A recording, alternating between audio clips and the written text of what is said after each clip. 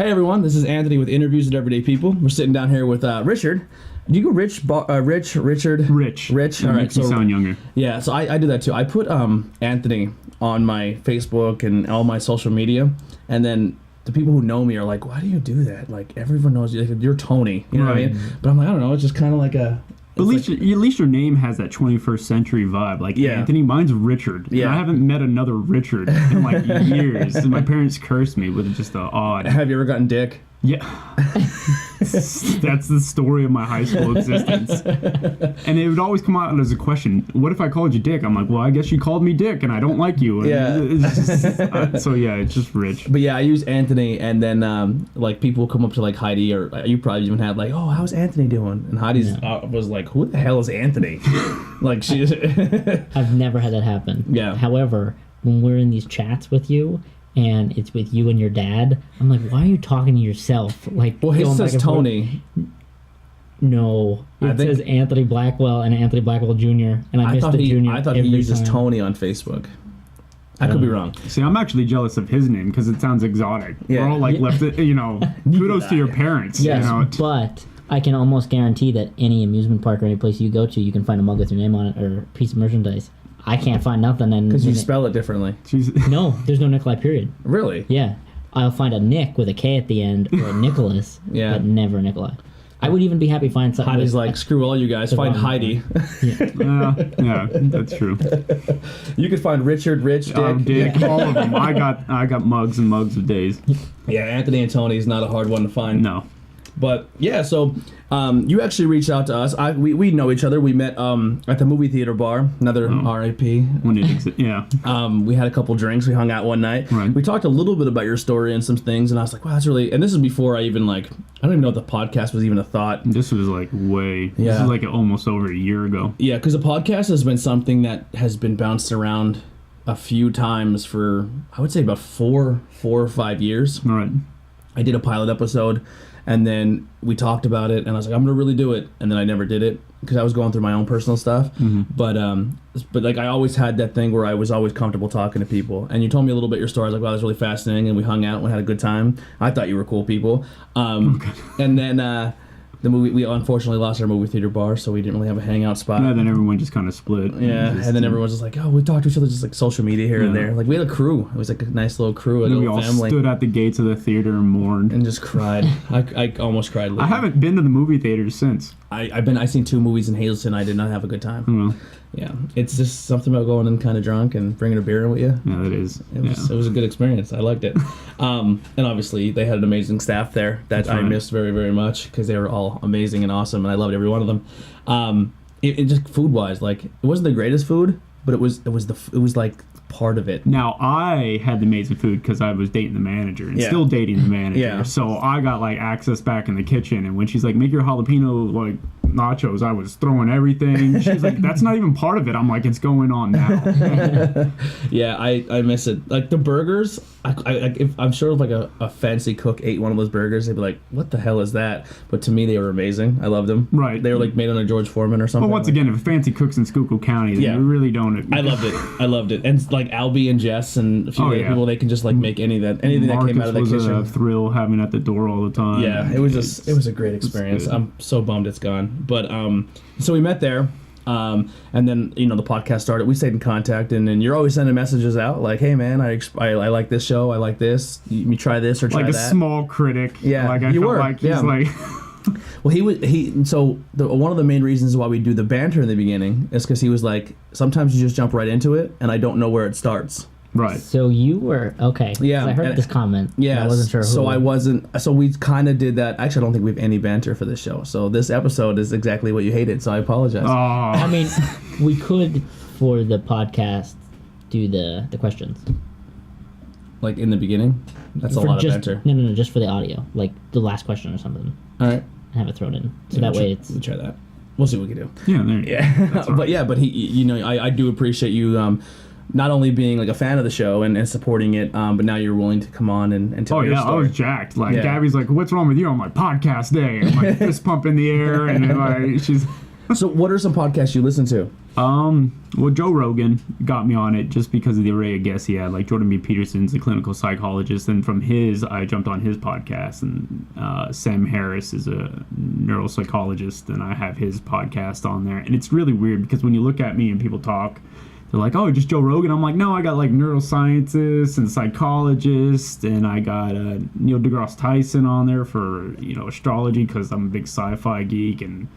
I want an alien invasion to happen any day, and so just that your podcast is on the list, and I just went on there. And when you open it up, I'm like, he has a podcast, and Gabby's like, oh boy, and I'm like getting into it. And I told you great, and I didn't, and then when I came, I was behind the scenes at your what was the one I was at? I don't know if it was the Things That Weren't Cool in High School show. He sat in for a show. It was all the culture ones when we were that's Things That Weren't Cool in High School. Yeah, there you go. Yeah, he actually sat in for a show. He was like one of the first people we had to sit in studio.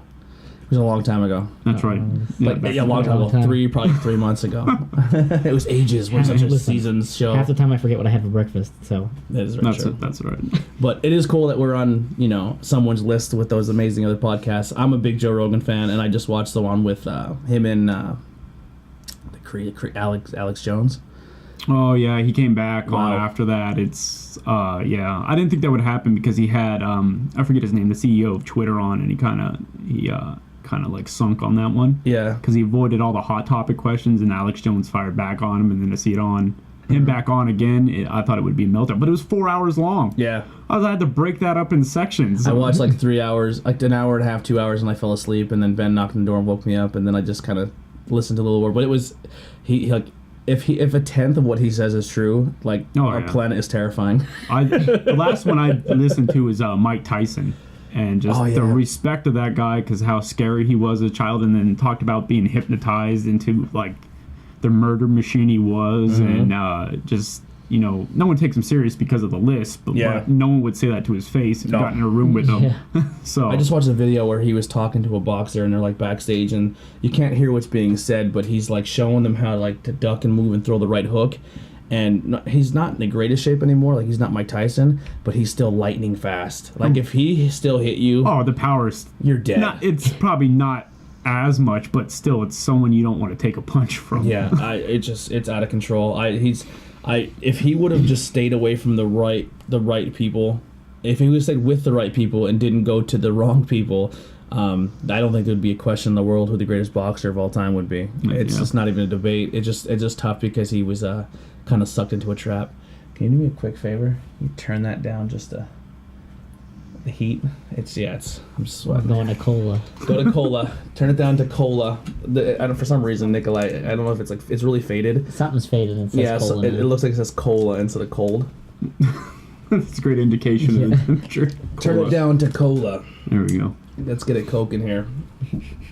All right.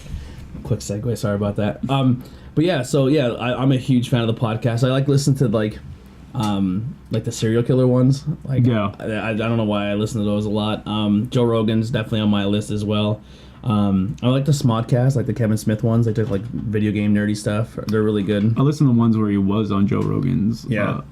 That I haven't gotten that. I don't know. I have such a list that my phone, every time I download, it's like, whoa. Yeah. Listen to some episodes first. Yeah. There's just so much to listen to. I not the serial killer ones, but like, me and Gabby do watch that. We watch that Ted Bundy documentary on Netflix, and but just a few of them. I think 7 of them are on my phone now. Yeah, there's actually I don't have the name. My phone's dead, so I can't look at them. We actually met a couple guys that did they do a murder documentary, like a murder serial killer type podcast, and they're from Pottsville. Oh, okay. I will put their link in the description. It's like murder time, bro, or something like that. Murder time. Bro. Well, I work with the one guy. His name is Brian, and then his friend that we met. Very, very nice guys. We met at Culture to Culture, and I worked with Brian. We work at the call center together, and Brian's voice is like, if I can picture Jesus' voice or like God's voice, it would be Brian's. He just has a great voice. Like, we listen to each other on the phone, and he just has like he should be like a radio announcer. Do you just call him and listen to his voice? I should. I would. If I had his personal number, I would. He sounds like Morgan Freeman. No, he just okay. his voice is angelic. I can't describe it. If you found someone that sounded like Morgan Freeman, I'd dump you guys to the bottom and move them all the way to the top just to listen to that for days. But yeah, so I'm going to we'll get them and plug in and put their stuff in the description as well. But yeah, so that's a cool thing too. Once I started this, a lot more people come out and like, hey, I'm doing a podcast too. Can you and then I'm not stingy. Like my whole thing is I want other people to get exposure and light and see stuff too. So there's a lot out there. So this has been a really cool experience, just meeting people and helping with everything else. And it is so easy. I mean, podcast has been going for a while, but really to me it's only been kicking up. But it's so, like I told you, where do I listen to it? I just put it in my car and go. I don't have to watch anything. There's no commercials. And if they are, the advertisements for the bigger guys are in the beginning that you can just skip forward to, but it really is a great source of information and entertainment. Yep. Yeah, we're trying really, really hard to stay away from the advertisements, because for me, when you listen to it, you're like, oh, cool, I'm really getting into it, and you're like, hey, do you like wearing underwear? And it's just like, oh my God, and then you're just like, I have to listen to Honestly, though, I've bought stuff from those ads, like when Rooster Teeth does it, like Really? Nature Box and MeUndies. Yeah. Oh, MeUndies, I hear all the time. That's exactly why I said underwear. Maybe it does work. Maybe it's something we'll look into. But I'm Start throwing down MeUndies, man. Yeah. MeUndies, if you're listening. Listen, my whole drawer is filled with them now. Oh, Really? man. Yeah, Nikolai's crazy though. Like if Nikolai supports something, I go hard. he goes hard. Yeah. Hard. Like he's already the spokesperson for MeUndies. Yeah, like, so I wish. So I'm wearing them right now. Like Nikolai got me into two t-shirt companies. Okay. So Nikolai got me into Fright Rags. I think 90%, like he's obviously not wearing one today, but 90% of his like horror t-shirts all come from like Fright Rags. He's like when he supports something, he goes hard. Shirt Punch, we use Shirt Punch a lot. He got me into it. I'm addicted to it. Michael Ben, we had Michael Ben in his magazine. He went out and bought like 8 issues. Like he went hard. Well, I nerd out on photography stuff, and he did this awesome photo where they were in like an old theater, Right. and he said he had like 8 mannequins, and he took a picture with this girl posing with them and stuff. Yeah. But he wanted to fill all the seats with these mannequins, so what he did was he moved the mannequins around into all the seats and then stitched all the photos together so it looked like it was filled. That is crazy. It's awesome. Like his when we caught, that's his newest issue. I don't know if you can see it on camera. I don't know.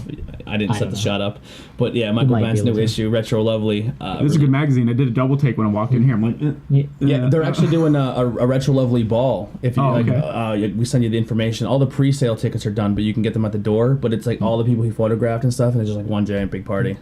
I just feel so intimidated if I'm looking at people that are in and I'm gonna show up and I'll just be like, just gonna stand in the corner. Everyone's a model, and he does Retro Lovely, and then he does Retro Lovely, like the XL, like XX, The Taboo edition. Taboo edition. Yeah. So they're like they're nude, but they're not. It's not like a Hustler where like you're seeing all the It's very artistic. bits and it's just mostly, which is nice. It's mostly like butts and topless. It's just I'm all down with butts and topless. So yeah, you're not getting like it's not X-rated. It's which is I like because it's kind of like they're good coffee like coffee table books. Right. Just don't take them to Dunkin' Donuts. Yeah. Maybe if you have a kid around, maybe. But yeah, I think like they're cool magazines. I really like, and they're made really good. Quality's nice on them. Yeah, I gotta look that up. That actually looks pretty interesting. Yeah, but like Nikolai in his purchases, like I said, a whole drawer full of MeUndies, Fright Rags t-shirts. What's that coffee? Oh, Death Wish coffee. He's like 85 mugs. They're incredible. I'm not gonna lie. They're a good company. He sent coffee to space. I think you helped with that, right? No, I didn't. They did send it to space. Right, It's getting sent to the space station. The day one of these companies call for you to advertise, he's just gonna be so jacked. Yeah. You would shoot the commercial. Like, I would go. I'd do as many as they wanted. if you're listening. No. But yeah, so I guess maybe the commercials are something we can do. That's possible. So as a fan, before we kind of get into it, what are some of your interviews that you listen to that you enjoyed, or like what do you get from our show? Because I guess I could actually ask you because you've listened to a lot of them. Yeah, well, I listen to it all. I'm bad with names, and you'll find that out in this interview, and I'll try to backtrack as good as I can. But I do remember Meg's interview and what's her name, Sam. And it's just. What I like about it is Joe Rogan is great, but he has people on that are on another level in society. I mean, they're ordinary people, and everybody has their own problems, but it's nice to listen to a podcast of everyday people. Like local people. But it's just not local people, but people that have had, like, atrocious things happen. You know, to know that you're not alone, because everything that I experience and everyone's experiences are an individual case. And that's why when I hear of someone's case or something like that, I don't say I'm sorry, because it kind of just sounds like a gut punch for it, because how they felt or the situation that it occurred is totally different than what I experienced. But it's nice to listen to people to know that, wow, that was severe. I can relate to that. And, you know, and that's why I listen. It's hooked, because it's that everyday occurrence. It's not just like, oh, Mike Tyson. I don't have anything in common with Mike Tyson. I never lived in a house where they had to have a team go through and search it. So people tigers, it's on a different level when you listen to them. But when you listen to a podcast like this, that's what makes it great. It's everyday people, and to go out and you see these people. I'm not going to see Mike Tyson. I know some stuff about him. Dr. Phil, cool. Probably never going to run into these people. Now I might go to a culture place and see Meg or some of these people, and I'm like, wow, your story. I listened to it, and you've actually reached out to some of them, right? Yeah. And I appreciated the story, and you know, because there's a lot of people around me, and you know, Gabby says it, and a few others that I'm kind of shut off in some ways, because I feel like my experience hasn't occurred to other people, as naive as it sounds. But when I listen to this and I hear some of the things, like Meg, when she talked about losing her her boyfriend, and that was just. Yeah, I sat there and I'm like, wow, you know, I can relate to it to a certain degree, certainly not completely, because it's their own experience. Right. But, you know, when I go out and I'm like, I listen to your podcast, you know, it's you know, I appreciate doing it, because now I don't feel as alone as I did before, thinking that, you know, it's just me that it's happened to. Yeah, because, I mean, a lot of people they get really, like, when you watch TV or you listen to people on the radio, or it's like a lot of it is just the glam side of it. Like they don't really talk about the like. That's why I like Joe Rogan. That's why I like Howard Stern. Right. If they could be interviewing something that I personally were like, I don't like that person at all because of what I seen on the interview, like on TV. I don't have any examples, but like there's like I'm not really interested in the interview, and I'm like, you know what, I'm gonna listen to it. So you go back and listen to it, you're like, wow, like they went through some struggles. Like I said, my situation to me was enough for me to go through what I went through. Right. But you hear somebody else's, and it's not even on the same level, because you're like, wow, But it's good to know that like as humans and as people, we can go through terrible things, and there is a light to it. You know what I mean? And when you've gone through that, or you suffer through the same similar things, you're like, yeah, well, cool, like we did it. You know what I mean? And you have that bond and that support and that positivity. Like, honestly, like, I think if you were to walk up to, like, a Sam or Megan the thing, and you're like, hey, I seen your interview, and just, like, thank you so much. Yeah. Like, that's what I'm trying to bring that positivity out.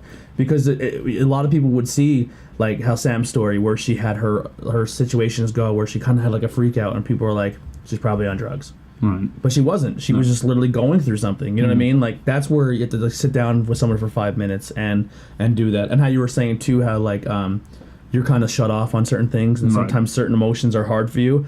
I can relate that to, like, she can even say that, like, why doesn't that bother you? I'm like, because I've completely shut that off. Right. You know what I mean? I have a crude sense of humor, and Gabby's just like, wow. And I'm just like, this doesn't... I mean, she'll say the same thing, and... you know, and like the big thing is, it's great the culture to culture, and I haven't been yet, but you bring these people together to a kind of place where it's just like I'm not alone with the situations that I've gone through, and it's completely judgment free. Right. So like last week they had one that was like the legalization of marijuana, and a lot of people were very, very strongly against it, and it was coming on the day before the governor or the guy running for and I was saying the reasons why I'm for it. Right. Now I'm not a pot smoker. I don't smoke at all. I used to, but I don't anymore.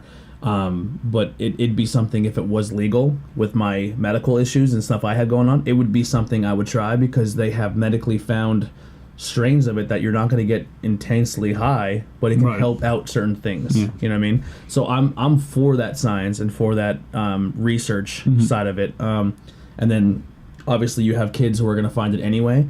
If kids are going to be smoking stuff that's actually sanctioned, regulated, and it's not laced with nonsense that's going to hurt them, right, or make them completely lose their minds, because there is marijuana out there that is laced with stuff that you're like, you will have a bad time. Oh yeah, you won't die. I've had plenty of those. Yeah, you won't die, but you will not have a good experience.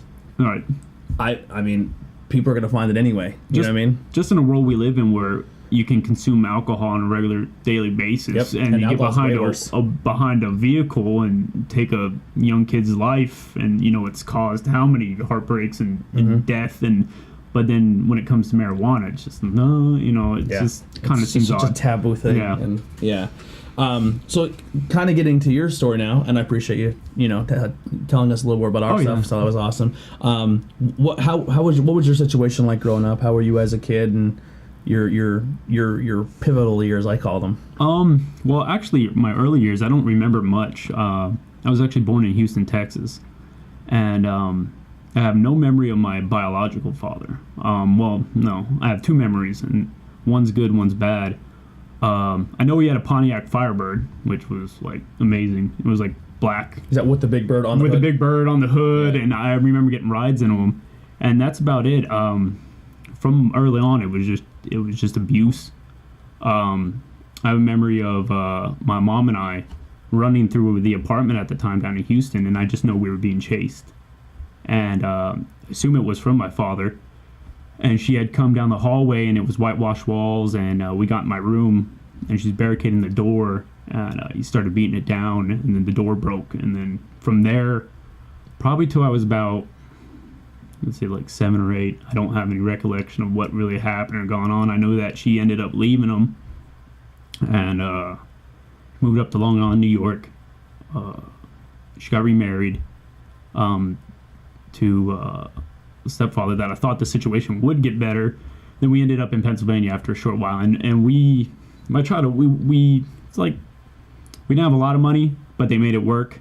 Our apartment was actually, it was weird. We had an apartment that was actually in someone's basement. Okay. Like the people lived above us. And I wasn't sure, like, it was weird because growing up, people were coming out of houses and stuff like that, and we were coming up through people's stairwells. And like into their house? Yeah, like into their house, or like they did have, they did eventually convert, like, it's hard to explain. They had a cellar door that went down, but they eventually converted it where you could come up through the cellar, but you would have to go up through their laundry room to get out. Mm-hmm. So, my parents did the best they could at the time. Now, do you think maybe, just kind of hearing that short version of what your mom went through, do you think it was like a safety net for her? That like, kind of like, it's kind of weird. She kind of sought out why can't I talk right now? Shelter. I couldn't say shelter. That's all right. She sought out shelter with strangers because if something were to happen again, at least someone's upstairs that could help. I'm not sure. I really never had a deep psychological story with my mother. She was my best friend, and I mean, she was just like me. Bluntly, would tell me things. And didn't have a problem with like arguing with me, telling how she felt and everything like that. I'm not so sure if it was that, or if at that time we just didn't have a lot of money. Yeah. And it was just the best that we could get at the point, because Long Island's expensive. Mm-hmm. The taxes are insane. I mean, how we made it last as long as we did, till about like 7th grade, is beyond me. And then so I don't know if it went that deep. Mm-hmm. I just think it's what they could afford at the time. Yeah. And then when 7th grade rolled around, my stepfather had gotten a job at an industrial tool company up near Lebanon, and so did my mother. Ended up working with him at the same company, and we somehow ended up in Pine Grove. And like, I was culture shocked for a moment because I went from Long Island, New York, where you would walk 5 minutes to the mall and this little metropolis, and then you go to New York City and there's like one stoplight. And I'm like, where are we? And then my first take from the mall was it was like a 45-minute drive. Yeah. And then we had to go up the mall. It was raining on the bottom, snowing on the top. I'm like, we are literally in some kind of hell. and so, 7th grade is when I moved up eventually to this area. Now, how you were saying before that you have a lot of memories that you just don't have anymore. I can kind of relate to that as well. Not so much with abuse or trauma. Maybe there is some there, but I was not old enough to not remember my gram, but I think I had such a deep connection with her, and I think her passing, this is just me psychologically, I could be completely wrong, but like I always have the feeling and like the memories of like how you said you kind of had like fear or like, right. You know what I mean? I have the feeling of love. Like I know that the love she had for me was immense, but I have no physical memory of like her voice, any interaction we had at all. And the funny thing is, a lot of the things, like my mom's like, oh, there's some things that you used to eat and drink and love as a kid, and then you can't, like, the taste of coffee, like, repulses me. But when my grandma was alive, I would sit at the kitchen table with her and drink a cup of coffee every morning as a kid. Yeah. Like, super strange. Like, so I think that's like a psychological thing where you can shut something off. I think so. Just to help get through it. You know what I mean? Especially tragedy and traumatic experiences, because unfortunately, like, you know, we want to live in a world of love and, and just kindness, but we remember tragedy and heartache and anger. We remember negativity more than we do positivity. Yeah. And it sticks with us like glue. Yeah. I mean, I can't remember much positive things in my life, but I can, well, you're going to hear it here. I can recount every horrid detail of everything I've experienced, but it's just, but at that young of age, I think that's the best defense mechanism because you're that young. So it's just shutting it out, closing your eyes, and hoping it never happened again. Yeah, that's why I'm a huge advocate with like abuse to kids. Like, people are like, oh, we need to beat kids more. Like, no. Like, you are just wiring a child that every single time something doesn't go right, you're teaching them, like a dog. Like, if you teach a dog, every single time a dog does something you don't like, and you hit it with a newspaper, and then every time the dog sees you, it's like that just kind of make you feel like shit. Like, you know what I mean? Like, kids do that too. Like, like, oh, you're like, I remember like points where like somebody would get up fast, and I'd be like, like, that's not good. there's a fine line in being a parent myself, and I have two daughters. Yeah. One's 9 months old, one's 5 years old, and and then Gabby's son lives with us, and there's a fine line. I don't condone beating. Like, children, like you see at Walmart, the mom just smacking the shit out of her kid. Like you're jumping on the couch. But I do believe, especially in today's society where just technology is just running rampant, and the younger the generation, I see kids that have a more advanced cell phone in their hands than I do, and they're like 6 years old. My daughter that's 5 knows how to go in my phone, go to YouTube.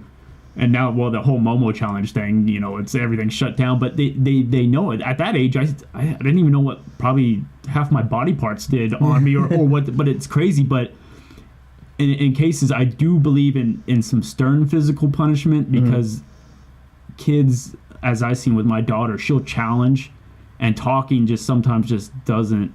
It just doesn't break that barrier. And then they think, and especially my daughter being the exact replica of me when it comes to attitude, she'll just be like, oh, he's just going to tell me not to do it, and he's just going to tell me not to do it. And she's like, no, and no, and no. And there's been times in public where I just, gave her a stern crack on the butt, and people would look at me, but guess what? She does, when I tell her now, and there was that firm bit of discipline, and I give her that tone like Hannah, and that tone comes up, then she knows, like, oh, okay. Yeah. It's not like every time, like, she breaks a cup, I'm coming out of right field with a hand up in the air, like, how dare you? Well, I mean, like, I made a hit in the butt or, like, the hand, I'm cool with, but, like, I've already seen, like, parents, like, hit their kid in the head. I'm like, oh, my God, that's so, like, a headshot? Like, yeah, that's... Like, I'm going to smack you in the face. Like, you realize when you hit somebody and you're an adult... Like, if I were to hit Nikolai, not hard, but like, if I were to hit Nikolai, like you said, as an adult. No, I'm just saying, as an adult, because he's little, maybe. So he immediately got defensive. But like, your brain will, like, when you get hit in the head, your brain moves, and now you're doing it with a child who doesn't have a fully developed brain or skull already. Yeah, and you're smashing kids in the face or the head. Like, what are you doing? Like, that's, I don't know.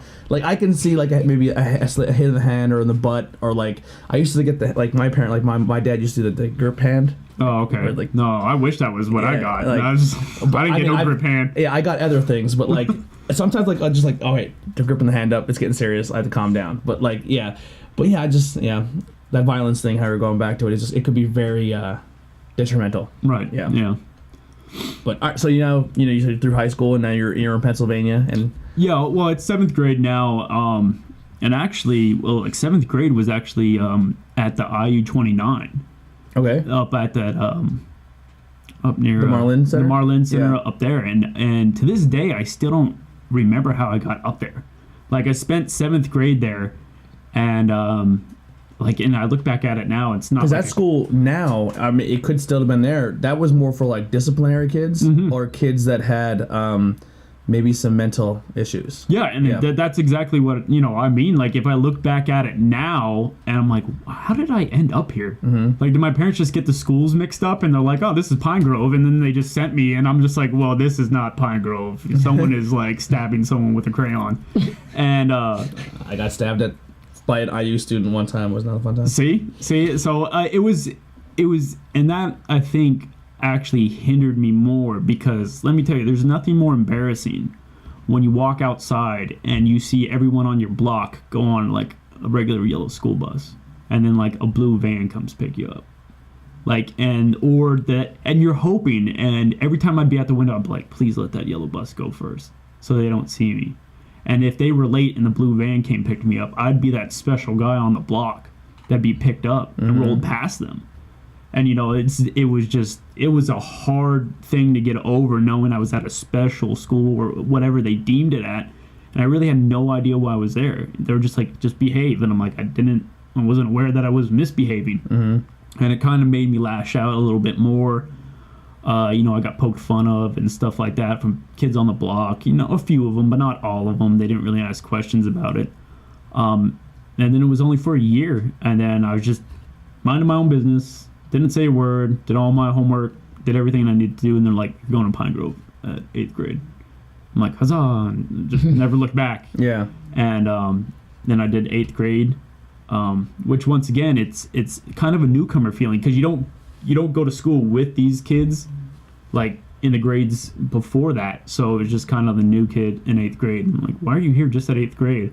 I just moved to the area and stuff like that, and luckily kids on my block were a little bit older, so they weren't in that grade with me, and that was just a flash. I mean, just 1 year in middle school, it really wasn't anything. I mean, I had my first roll-ins with like girls, like, oh, she's cute, do you like me, circle yes, no, flicking no, and run away. I started getting in wrestling at that point, try to fit in and know some people, and then like high school came out of nowhere. And I really wasn't anything in high school. I mean, I got into JROTC, which is good and bad, because then I got called a pickle for the uniforms I wore, and I'm like, oh great, if I couldn't call any attention. Then I tried to counterbalance that with sports, and then I wasn't like the biggest kid, so they're like, oh, you shrimp. I'm like, God, I can't win, where am I going? And I tried all these outfits, like school newspaper, track and field, because I was smaller, I ran like the wind, so I did that. But I found out, and looking back, that I had maybe it was a short attention span, and Gabby can say that because I have like thousands of books lying around the house. Like every day I hear it. She's like, are you gonna read Carl Sagan's book now? I'm like, no, I'm reading Art of War. She's like, where's that one? In the bedroom. And now I'm reading one about Attila the Hun that's in my car. And so I'm like, oh, that's probably where it all started. Now, do you finish the book, or do you read like a couple chapters and then bounce another one? God, it's back and forth. My taste in what I'm reading now has changed. So I was reading Salem's Lot by Stephen King, and I'm like, I don't know if I want to finish this, because now there's this really good book about Attila the Hun, and then I have a National Geographic, and my taste changed. So there are a few ones I finished. Night and The Alchemist. I finished, strangely, a long time ago, Mein Kampf. I have no idea how I rolled into that and did it. And I'm very unorthodox with my books. Like, I'll have Star Wars on one thing, and then, like I said, I have Gates of Fire, the Battle of Thermopylae with the Spartans. And Gabby's just like, your reading collection's insane. Yeah. I'm like, and it's all over the place. And she's like, what happened to the Battle of Thermopylae? I'm like, it's in the bedroom. She's like, what are you reading now? About the Holocaust. And so. Yeah, but think about how well-rounded you are now. Right. On all these different topics. Like, yeah, it may just be like, oh, I'm going to read a chapter of this and then switch to another book and stuff, but you're more read than probably most of the people that you run into. And that's what I try to defend myself with, and that's why the podcasts come on, because I feel like the older I get, I'm set. I'm not going to get any buffer. My body's deteriorating, but I can gain knowledge, and I can expand my mind a bit, and that's why I have Carl Sagan on the nightstand, and Neil deGrasse Tyson's book, and then one about the Holocaust, and just there's a lot of things that people don't know, but they would know if they just picked up a book instead of Bubble Witch or like. I have a hard time with books. I could read like 4 chapters and then put it down, and I'm like, I'm gonna pick this back up, but also read them. Like, The hell are the other 4 chapters I read about? I can go back 1 page and I'll be good. Yeah. It's just like I said, I just want a little bit of everything, and my want to read list on my phone's like astronomical. Yeah. It's like, if I'm into the topic, I can read a book front to back, and you can't stop me. right. I think the last book I read was the Ozzy Osbourne book. Oh, okay. I Am Ozzy, and I remember like I'd come home and be like, I read this book, and she's like, what? I was like, yeah, I read Ozzy Osbourne's book. It was amazing because I'm into Ozzy, so I wanted to learn more. Right. But like if you were in school and you're like, read Mark Twain, and I'd be like, no, not doing that. Yeah, it's not into it. It's weird, and I can't, for the love of me, I can't do audiobooks because I feel like I'm betraying trees, and I can't. She got me like this iReader. Can you give me? And she's just like, I got this for you to read books, and I'm like, I don't like it because you know what? Anyone wants to steal a piece of hardware, but no one really wants to steal a book. Yeah. And I just like the feeling of a fresh book. I like sitting down and opening up a new book and just like flipping through the pages like for 6 minutes. I did 3 or 4 audiobooks because I would like this is before I got into podcasts. I would do audiobooks. No. Chetty. Oh. Would you like a water? Anyone want a water? She just poured one. Yeah, I'll take one. Sure. Yeah. Take a quick break here. This is like the part where Joe Rogan, like, everyone starts smoking or something. Drinking whiskey. Yeah. We need one more water then. Our nice Interviews with Everyday People glasses. Thank you. They were donated to the show. Ooh. And I'm gonna have a Chetty. I'm that guy. Enjoy your water, boys. There's On a water route in of there health. somewhere. Huh? There's water in there somewhere. There's some water. That's home school county water in there. Great. I mean, they call it fire water for a reason, right? But yeah, I was just like with that too, like with books and stuff. Like now that you're saying, I like learning information, especially stuff I'm not like the Joe Rogan podcast. The cool thing with him is you could listen to an episode on somebody and be like, I'm not into this at all, and by the end you're like, holy crap. Oh yeah. Just some of the things you get from podcasts, and like I said, I listened to Jordan B. Peterson. Just on psychology, I could sit there and listen to like episodes of psychology, and it's fascinating. But I love documentaries as well for that reason. We watch documentaries. It's funny. We just watched something on the BBC about the Kingdom of Animals. Okay. And I love animal documentaries, like lions and stuff. And it totally crippled Gabby's perception on penguins. She's like, penguins are dicks. Yeah. Because they just have an egg. The mom just gets up and leaves the dad. The dad has to squeeze his ass together to like move the egg. They all have to huddle in a circle. And like they're just like slapping their chicks down like walls if like a mom has to get her chick up the wall. Well, if it's her, the mom just slaps the chick down. She's like crying. Yeah. She's like, happy feet.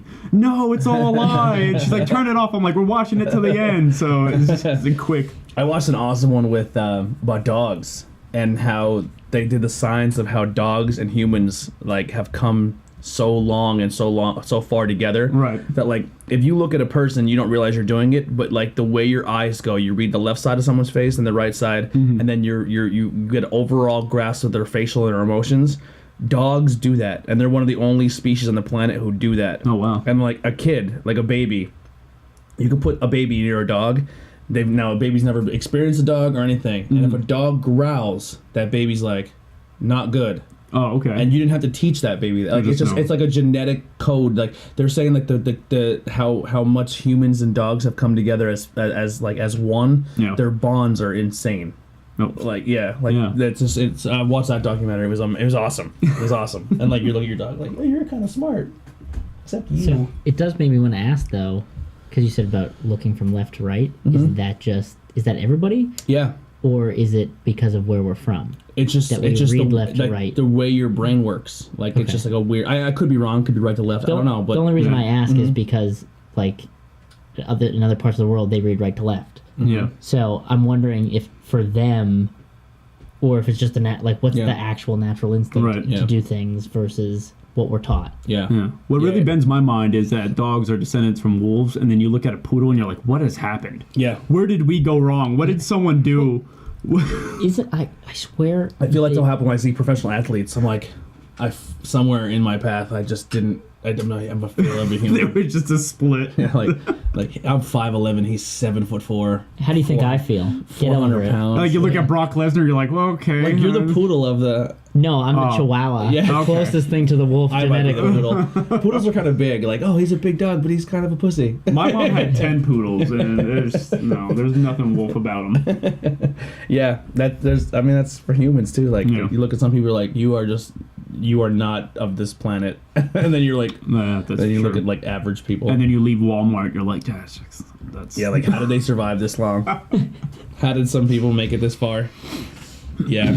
But yeah, so now you're in high school. So high school you said wasn't terrible, right? Like it wasn't until certain events happened. I remember one, and not a lot of people know this one. And came into school, and I forget if it was in 9th or 10th grade, and this is totally by accident, so like no one hold this against me.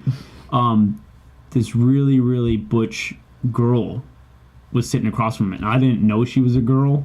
Like you couldn't tell. Like, Yeah. it was just an incident, and the girl I had been dating at the time, her name was Nicole, and the first girl I really dated in high school. We were, your first girlfriend and stuff like that, and we were, leaning on one another and stuff like that. And I think what had happened was the girl had gotten upset, and I'm brand new to the school, basically. I think it was 9th grade. And she had thrown a whole carton of milk, like, right at us, like, just chocolate milk. Like, for some reason, I don't know if she was just upset or jealous. And I did, like, a Keanu Reeves, like, Matrix thing, and I just, like, lifted up off the table, and I just came down with, like, a right hook. And I thought she was a dude. Like, that's how, and unfortunately, her last name, and she was connected to, like, one of the bigger families of Pine Grove. oh, But that'll do it. obviously that's not me. That's not who the guy, who I was at the time, or even knew better.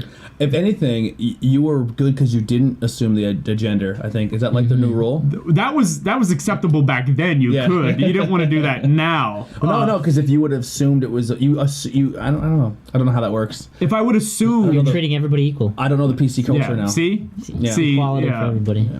I don't know. So besides those little hicks and stumbles, that was brushed away pretty quickly.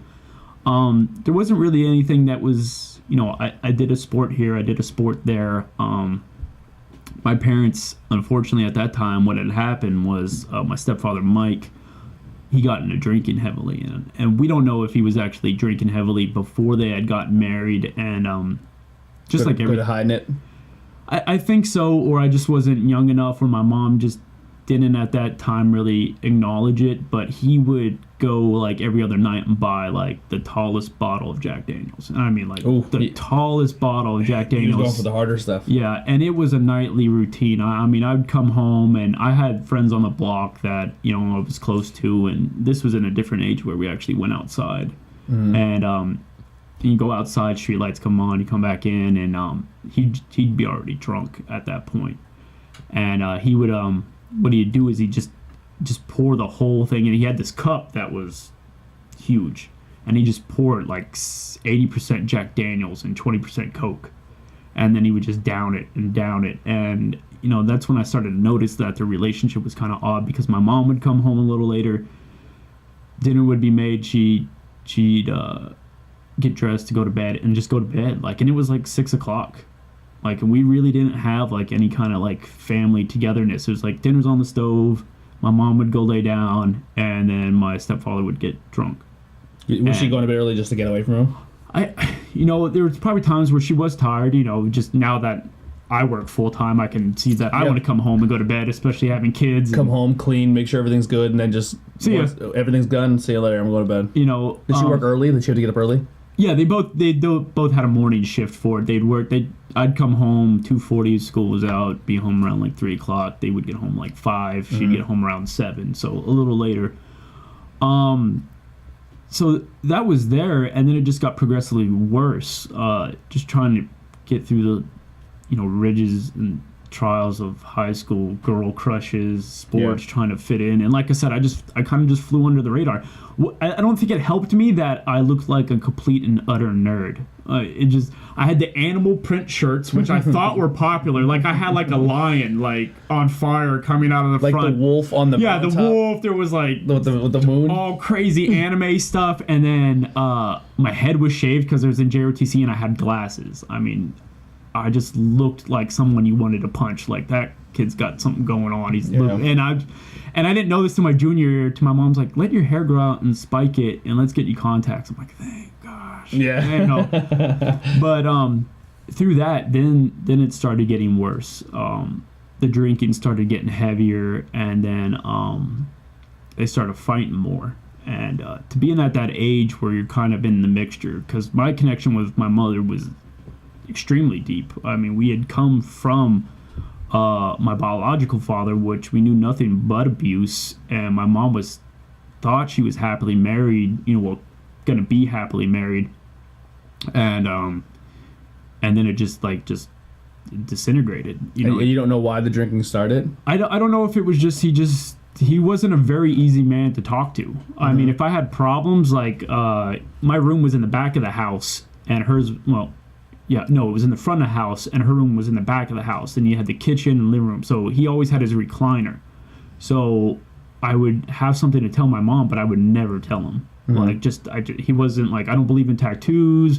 I don't believe in this. I mean, his father was a Marine. He was very like straightforward and just wasn't easy to talk to. So like when I would peek around the corner, I'd be like, I hope my mom's door is open, because that would mean that she was awake. And I'd go see her if her door was closed. She was sleeping. Hell.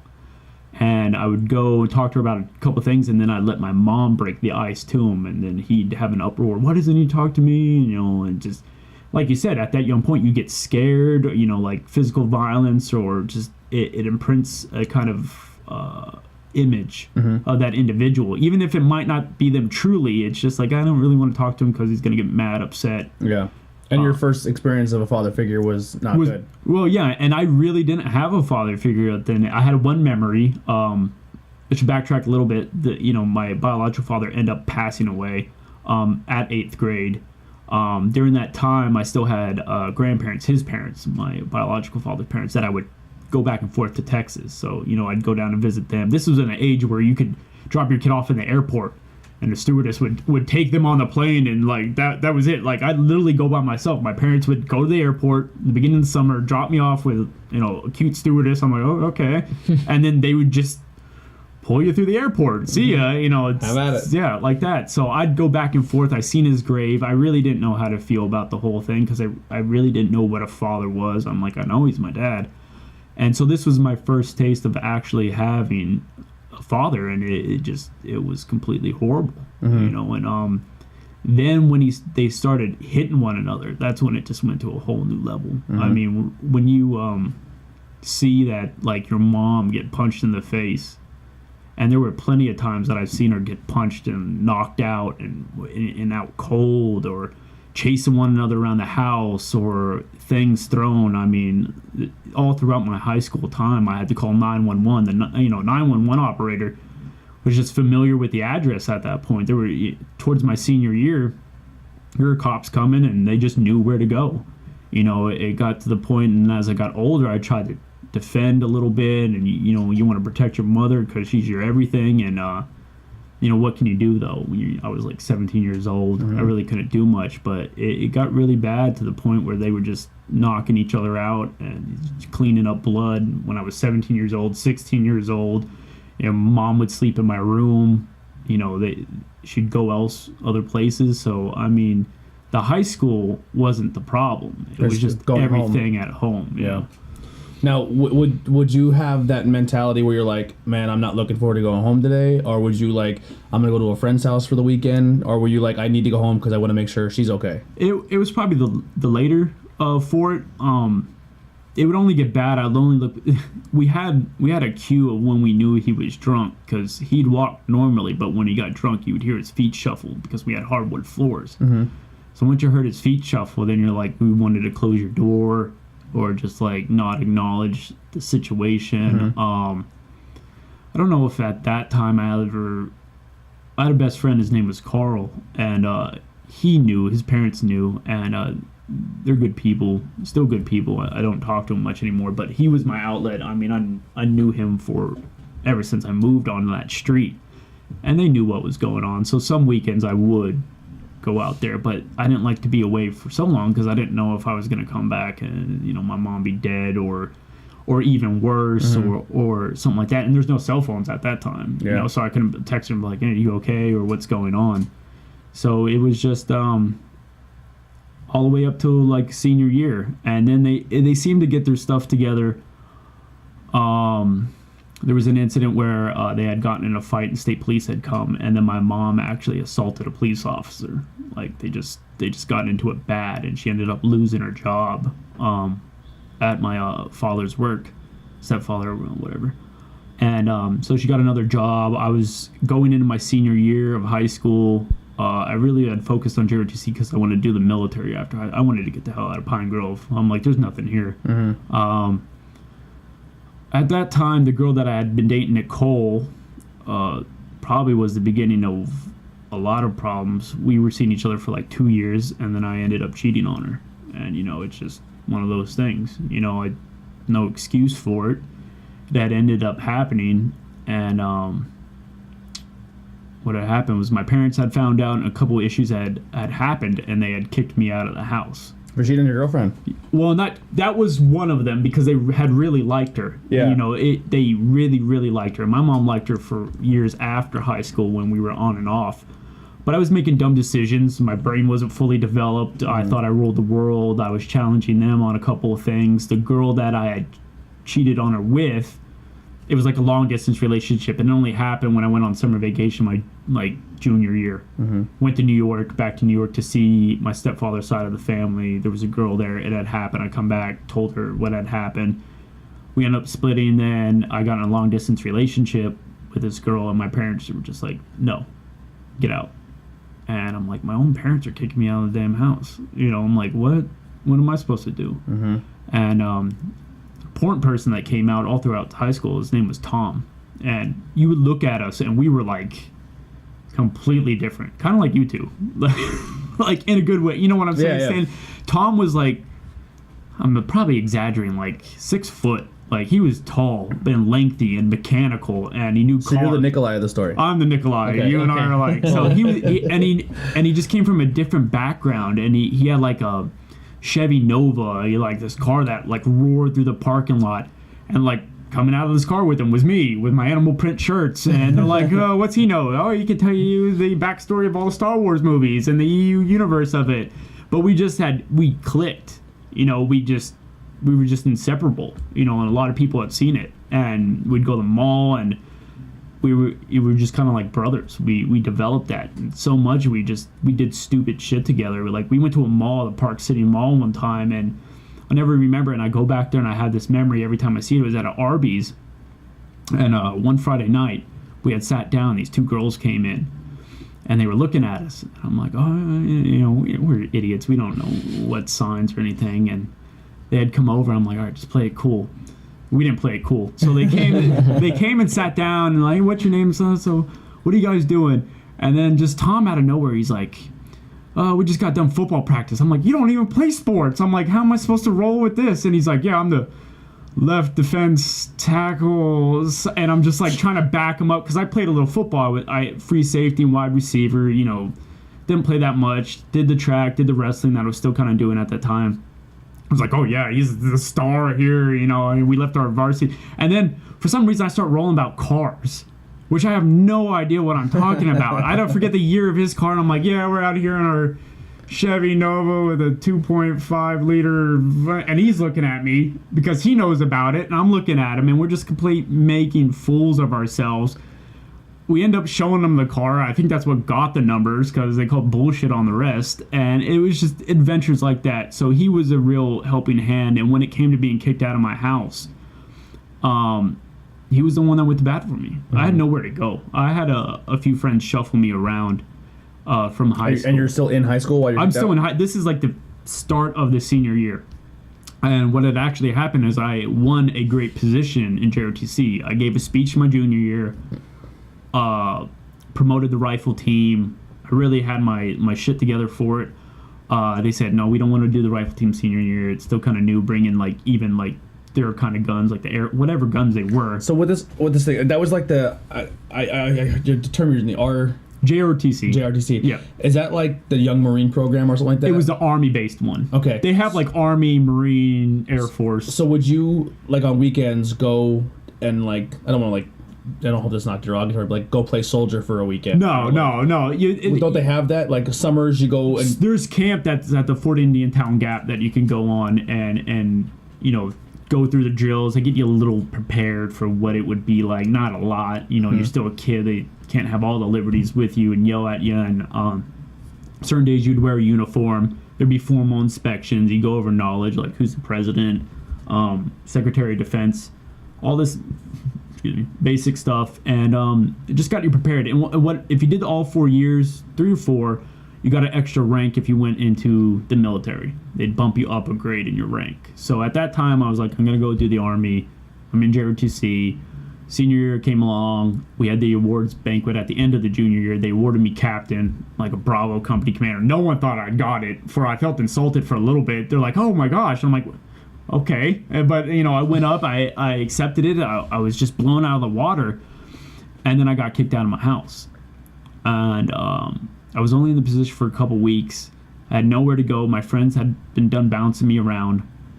I called up the girl from New York. I'm like, I don't have a place to live. Like, I'm literally homeless at like 18 years old. And she's like, I'm gonna come get you. You know, what can we do? She drove all the way up from Long Island, picked me up, and I went back to Long Island. I had no game plan. I wasn't sure what I was doing. And eventually they called her parents, like, you need to bring him back. He needs to finish high school. It's his last year. And so, you know, we did our last thing, drove me back down. I got a hold of Tom, and I'm like, I don't have a place. And his parents were like, they were strict. Not strict, but they just didn't like to deal with a lot of, like, unseen drama or just, like, this whole situation. And his dad was taller than he was, a brute of a man, like, Hulk-looking dude that was scary. And I remember just sitting down in his basement. I'm like, can you just talk to him? And his dad came down. I'm like, geez. And they had a separate cabin right next to their main house, and it was pretty nice houses, and it only slept one, but there was a floor. And he's like, you can stay. I know you're best friends with Tom. Did they know your parent situation? Yeah, he had to explain it. And he's just like, you can stay, and for the remainder of your time or whatever. And I'm like, thank you. And he's like, just no driving the Chevy Nova. That was the only rule he had, which, you know, was funny later. So there, I was staying with Tom. I'm like, thanks so much, and it meant the world to me.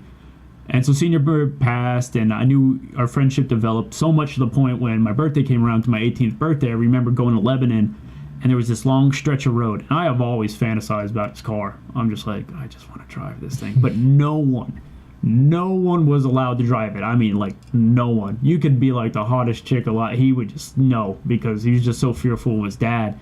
And I'm like, what are we doing? Well, are we going to the mall? He's like, yeah. And he's like, here's your birthday present. I'm like, what is it? And he's like, here you go. And he got out, and he's like, what are you doing? He's like, get in the driver's seat. I'm like, no way. He's like, I know it's stick shift, and you don't know how to do it. I'll shift for you. I'll tell you when. And, like, that was one of, like, the best moments we had. Like, I just ripped shit down that road, going, like, 100 and something. It was that kind of friendship we developed, especially living together. And there were other shenanigans and stuff like that. But eventually, we hit graduation. You know, nothing really gone in my senior year. I was single at that time. Well, on and off, seeing that girl from Long Island. And graduation came. I didn't know if my parents were going to be there. They had came, surprisingly. So did you have any contact with him at all? No, not through the entire year. There was really no contact. It was a house phone. Like I said, I think might have had a cell phone at that time. If it was just one of those block phones that you played Worm on. The Nokia bricks. Yeah, something like that. So they had showed up, and what had happened was, at that time, I was supposed to join the Army. So I took my ASVAP. They didn't know it. I got a low score. I wanted to go in for something with, like, tanks. And the guy's just like, get a higher score. Took the ASVAP again, got a lower score. I'm just standardized testing. I'm just terrible at.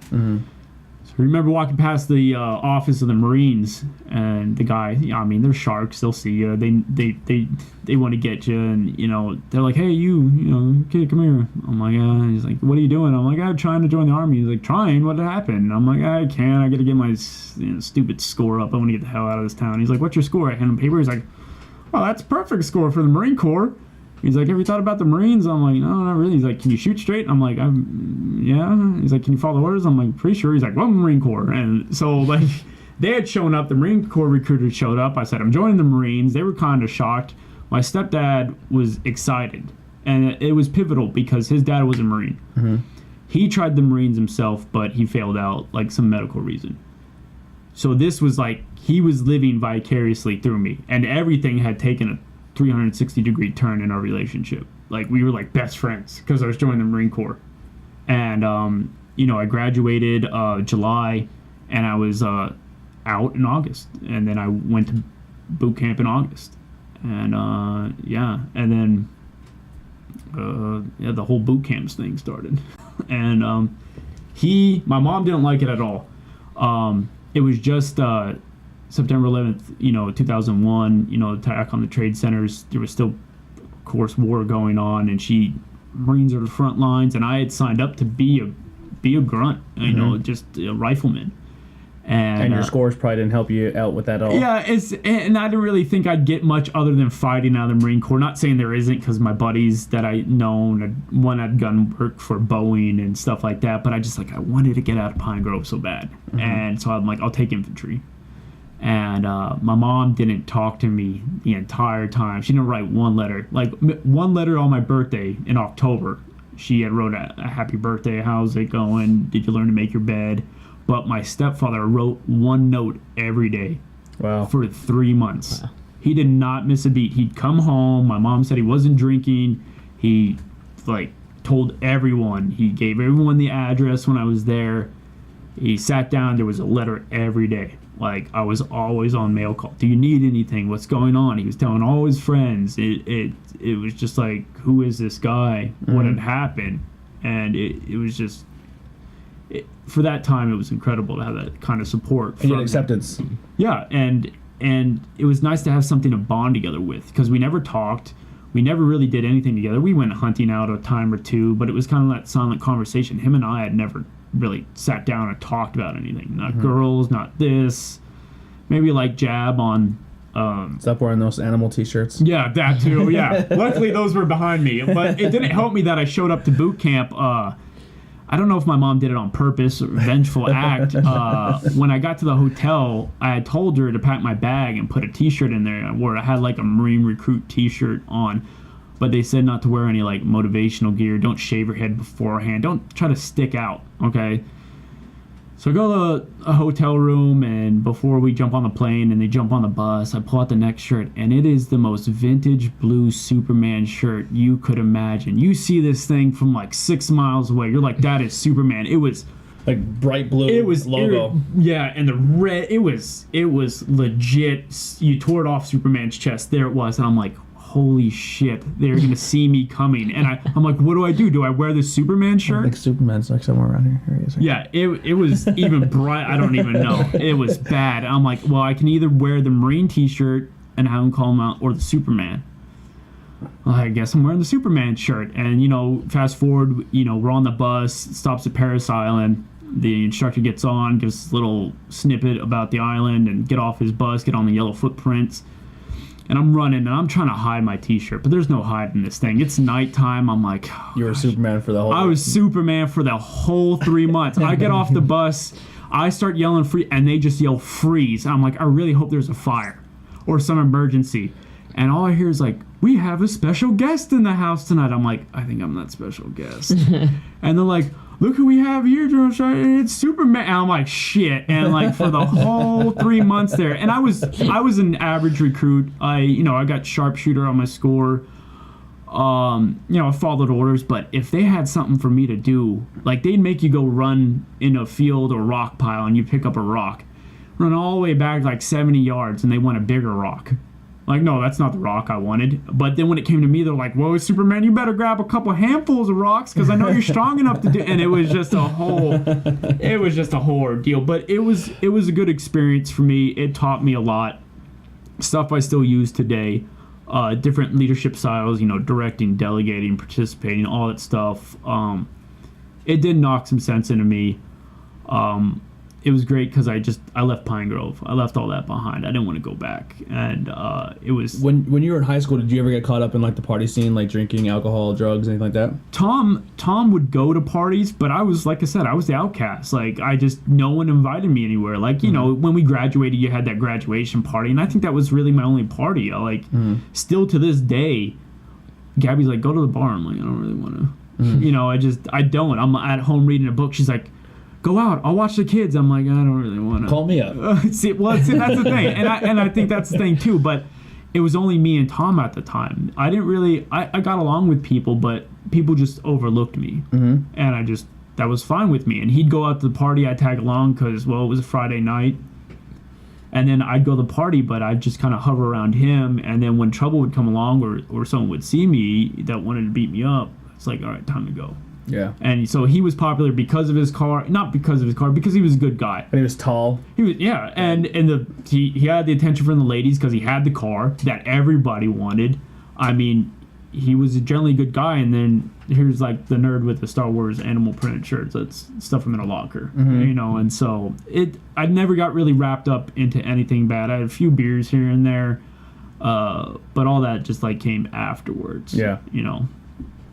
So, graduation came on the Marine Corps' birthday in November, and everyone came up. At this time, my parents had accepted the girl that was still involved in my life from New York because I hung with her. She wrote me letters. Unbeknown to me, she was actually having sex with other men while I was in boot camp, and I didn't find this out later on.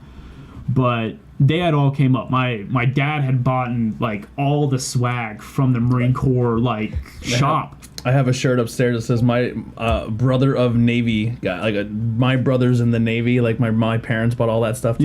Yeah. You could see him, and our colors were like yellow and red and stuff. He had the yellow bright things. Like a NASCAR driver, he was sponsored. Yeah, he had everything, and I don't know how much money he blew, but he fitted everyone in a shirt, and it was crazy. And I wasn't a little guy anymore. People were like, "Oh, you must have lost a lot of weight." And I'm like, "No, I went in like 140. I came out 186 pounds." You had to be Superman. I was an asshole. Let me tell you what, I was, but that was the biggest. I was big, and I don't know if you've seen it in the photos that I sent there, but you can see my face was fuller because I just ate the shit out of MREs. Everything. They had good food. People don't say that. They have a buffet style in boot camp. Yeah. And they're like, whatever you put on your plate, you better finish, and you better finish it. And I just ate and ate and ate, and you do push-ups, sit-ups, pull-ups. And I was 186, 187 pounds of just solid meat. Mm-hmm. And, they all came up. That T-shirt in retrospect was probably one of the greatest things that ever happened to you. I guess so, and I held on to it for a long time, but I'm just like, yes and no. Right now, do you own a Superman T-shirt? I do. Okay, but me and Gabby just did our closet. I'm like, I really got to get rid of these. No, do not. Dude, keep your Superman T-shirt. That is significant to you. Yeah. Because realistically, your mom probably did it to be either funny or she's just trying, because... if you pulled a T-shirt out of my closet, it would probably be like a superhero T-shirt or something of nerdy culture, right, or a wrestling T-shirt. Yeah. But having that shirt and you being scrawny and that guy, they're probably like, oh, he's either gonna get tough or die. Right. Yeah. And you got tough, and you ate so much because your body was craving a protein because you were like, go get another rock, get another . Yeah. So that shirt was it's a big deal. And no one thought, and that was another thing, no one thought I could do it. That was the thing. I had wrestling coaches because my mind was all over the place. You're saying about reading various books and doing that. I just couldn't stick to one thing. Yeah. But eventually that became a problem with relationships that would come back and haunt me. Do you find yourself thinking that you can do more things at once than at one time? Yeah. So that's how I am too. So I said when we met and I was talking to her a little bit, I'm like, I get a lot. We're very similar in certain aspects, and I think we talked a little about that at that bar. I'm like, I want to learn to play bass. I want to do a podcast. I want to play 8 video games. I want to read a book. I want to learn how to jump rope. I want to work out. I want to get good at my job. I want to and I'm just like, I'm doing too much. I have way too much going on. I need to focus. I need to cut some things out and then focus on that one thing. Because if I were to take all my attention of the 1,000 things I want to do at once and just put it at one, it would be phenomenal at one thing. Yeah. So like now, my I still tend to do it. Like the other day, I'm watching bass videos. I'm like, I want to pick up a bass again. I look at her eyes, it's probably the same expression. You know, every time I have a hobby, she's like, a fucking hobby again. Yeah. What are you gonna do? You're gonna learn how to do this now, like. Because like realistically, I'm working a 40-hour job, and then this podcast takes up a lot of time. Oh yeah. And I work very, very hard on this. So the podcast has actually like kind of zoned me in a little bit. Okay. So like that, I definitely relate to you how you said you try to do everything at once. Yeah. And they just, you know, I had a wrestling coach tell me, he's like, you're not gonna make it. You know, you're gonna wash out the Marine Corps. And I had people, you know, and I had support at that time. My stepfather's family in New York had written me letters. I had like Major Dick Winters from Band of Brothers like write a letter, because you know my stepfather was in the NRA and they knew him well, and I just had a lot of support, and you know I just never quit. And there were times too, because the thing about boot camp, and they actually have a suicide watch in boot camp, and it's just for people that just crack. I mean, I've seen tons of people run and shoulder block a concrete stanchion and just shatter their shoulder because they couldn't take it. Or people on the firing line would just shoot themselves in the foot. Oh. And they drink chemicals, and I was part, not in the suicide watch as the person to be watched, but I had to watch the people. And people don't know it. When you do stuff like that or you wash out, like you can be dropped from training up to graduation. So the day before you graduate, 3 months, they can drop you all the way back to day one. And you can do that all over again. But like it was always a fear. And medically, if you tried that, once you go into a medical platoon in boot camp, you're not their priority. So when I graduated and I was walking the island with my buddy Davis and stuff, we were seeing people that we started off with, but they were going to be there for like 2 months, 5 months, because they opted out. But it was always a fear. I don't want to be dropped. I don't want to wash out. I don't want to go back. And then the day that I got my Eagle Gold Anchor, and I still have it, it's still right when I walk through the door, regardless of what happened later on in my career for it, it's still a proud moment for me. I don't talk about it as much because of how it ended. I don't go around, I don't celebrate Veterans Day. I don't bring it up. I don't say any, I'm like, I'm Marine. Now, if people ask, I won't lie to them. I'm like, yeah, I had a short stint in it. But I still hold some pride in it, even if it kind of exploded in my face towards the end. But, you know, they came up. My stepfather was extremely proud. My mom was a little pissed because, like, you can go home for a little bit after that. I decided to go with the girl because I was young and dumb and all about females. And I'm just like, okay. And I haven't had sex in 3 months. And my mind was in, like, a whole different kind of direction, to be honest. Testosterone was through the roof. Yeah, I just seen enough male genitalia to just be like, no, thank you. And so I went to New York, had that little stint there, went back home. Went back to high school because they take you back to the class. You stand there, do the whole scenario. Hey, you know, my ex is there because she's in JROTC. It's her senior year, the one that I cheated on. But you know, all that's behind, and she's dating and stuff like that. Everyone, you know, we go around town. It was nice. You know, it wasn't about. I had people go to pizza shop. They'd buy me pizza, and it wasn't that the fact that they did it, but it just. I didn't feel that kind of notoriety in high school, and I was always like third string on everything. Like, I wasn't the star, I wasn't anything, you know, but here comes, holy shit, is that Richard Barth? And it's like, holy shit, he's in the Marines, and walking through high school with people telling me I couldn't do it, and like, there I am, I got my job, my plan was 20 years retire, I'd be 39 if, you know, I didn't get shot, which was a likelihood. I had it all. Why people were still partying in, there was nothing wrong with people taking time after high school, because, you know, high school, it takes a good portion of your life, but I had it set. I was good. I was on top of the world. I was very cocky. You know, most of us out of boot camp are assholes, you know, just because we're at that top point. But it was a highlight of my life, and, you know, eventually I had to go back down to AIT, which is Advanced Individual Training, to learn more infantry combat and weapon systems. And my stepdad drove me down there. Like, we've never been in a car longer than 3 hours to, like, New York.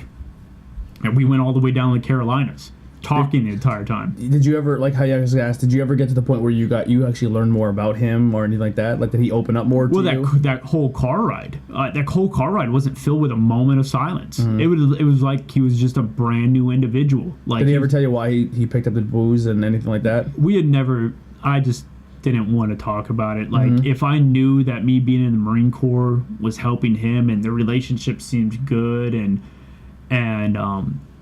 I just didn't touch it. Yeah. I mean, we drove down extra early to the days I had to check in for an entire weekend before. We seen Jarhead in the theater. We explored the bases. We were having a great time. Go to Waffle House. I mean, it was just like a father and son should have been, and it was a great experience. You know, he dropped me off. He went. Was there like a hug? I love you, son. Anything like that? Yeah, he was actually crying at the end and stuff like that. I'm proud of you. You know, he told everybody at his work. There wasn't you couldn't talk to him without him slipping in. He had the stickers on his bumper. Yeah, like I said, the whole swag of everything you needed. It was a huge point in his life, and you know, he dropped me off. We said our goodbyes. My mom was over it. You know, we had cell phones at the time, you know, flip phones. So we were staying in contact. What year did you graduate high school? 2005. Okay, so same year as me. Yeah. And so I go to AIT, and it's a little dicey. You're a Marine, but you're not a Marine.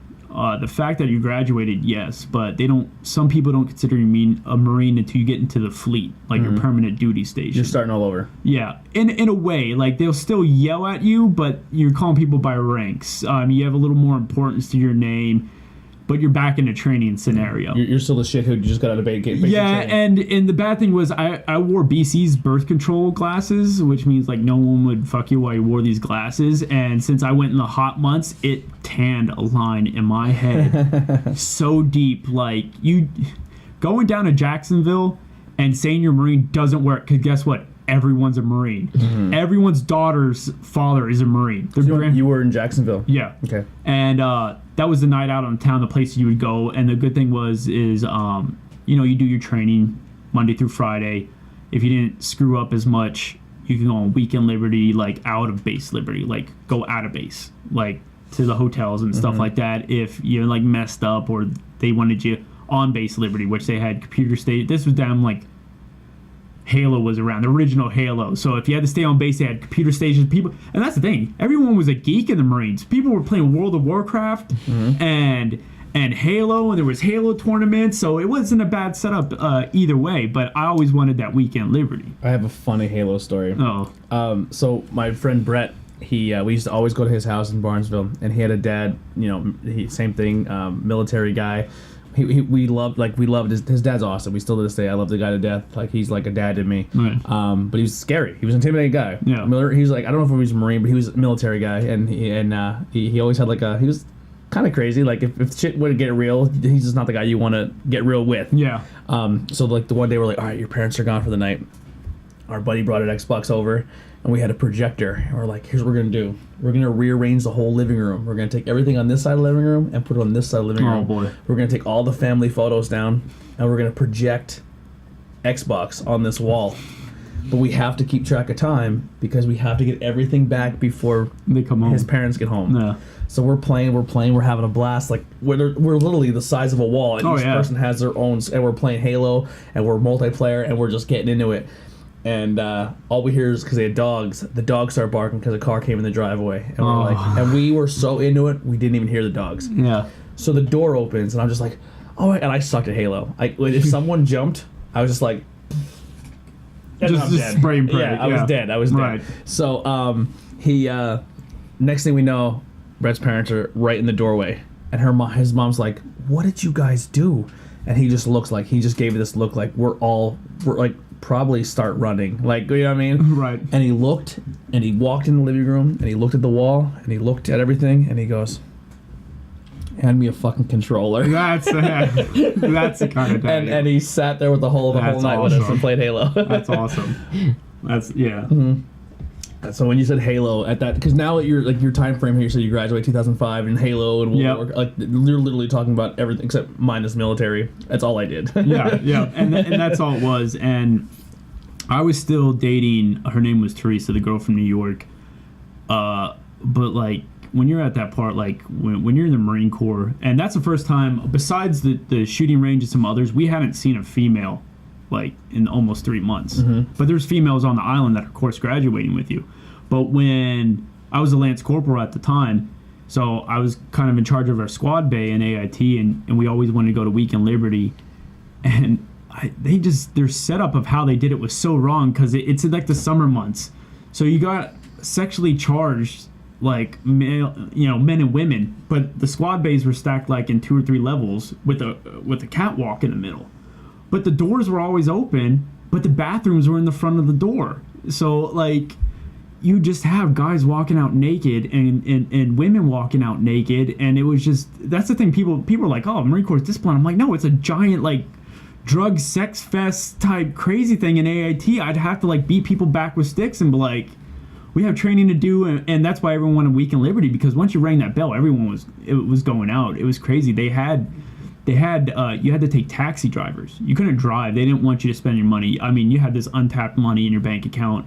For 3 months you were at basic, at boot camp. I mean, and you didn't have that kind of money before in high school. Maybe you had a Dairy Queen job or something like that. Mm-hmm. But they're like, don't go get hookers, don't buy vehicles, and don't buy drugs. What do you think everyone did when they went out? Hookers, vehicles, and drugs. And it was insane. Like, you'd go out on the weekend. If you owned a vehicle and you just left your car in Florida.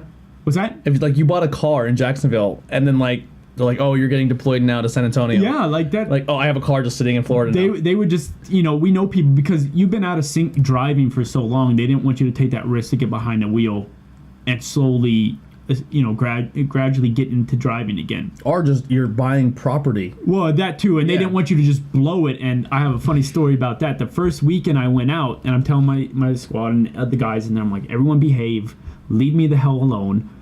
I'm going to Waffle. I was trying to be good, and I went to a hotel. I soaked my feet because we're doing all these road marches and stuff like that. I got a hotel right next to Waffle House. I'm set, and the guys call me. We're at a strip club. Oh, God. All right. Well, I'll be there in 15 minutes. And that's exactly how it was. And that's what the taxi drivers were there for. They had cards, because that was really the only way to get around. And the taxi drivers would know everything. You need a prostitute, and there was guys that got prostitutes. You need this kind, you need that drug, because they want your return business. This is how they make their money.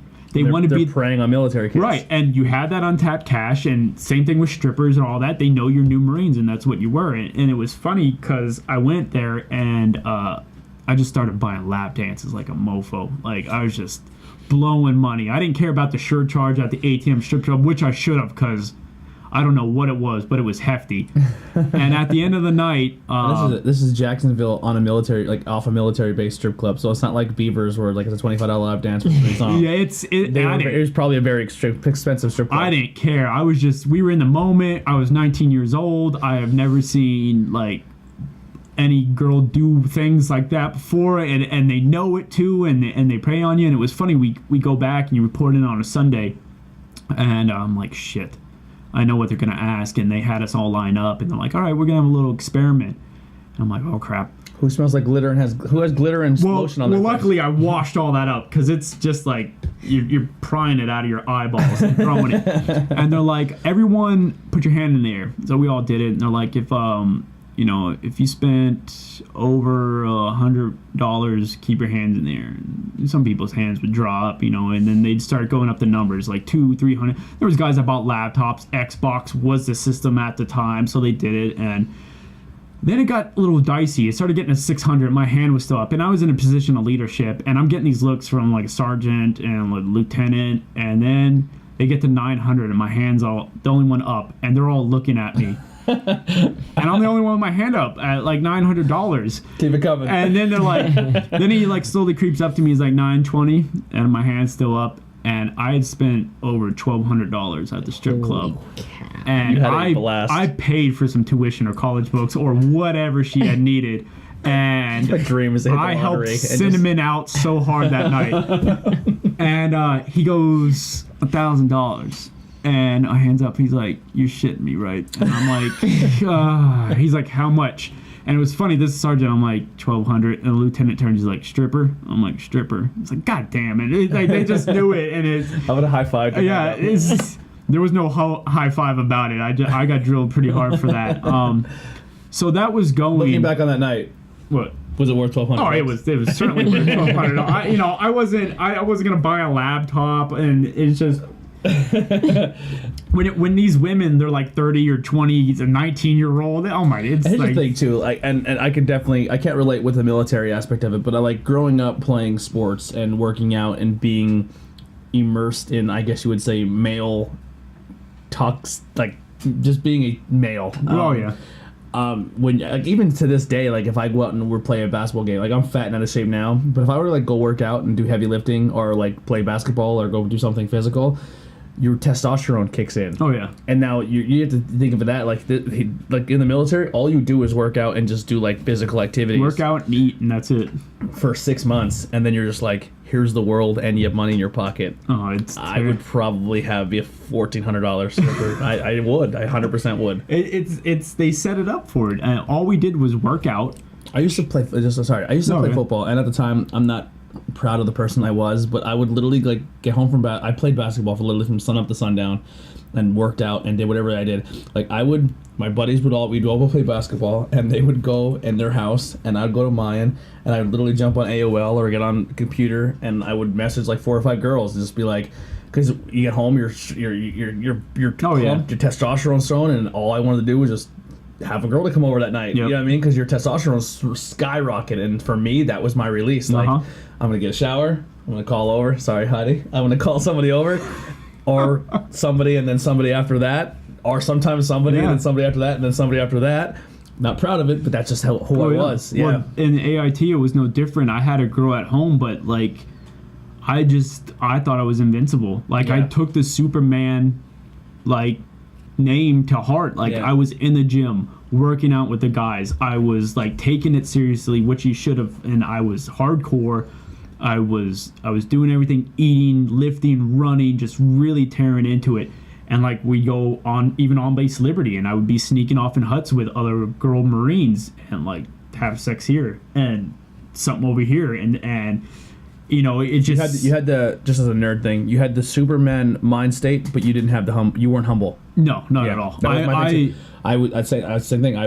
It took me a long time to learn what, you know, being humble was. Yeah, and the Marine Corps didn't even hammer it out to me. I was respectful, and I took the job and, you know, the title and everything seriously, but people are like, don't you have a girlfriend at home? I'm like, oh, she ain't here for, you know, like this. And the zip code rule. Yeah, and that's how it was. And people would step up to me, and we'd have new guys come along, and I didn't care they were Marines. I'd get in fights, and I'd just knock guys out, and we were rowdy in that, and then it all went downhill. My mother's parents had passed away a couple years back for heart problems, heart attacks. Around the same time?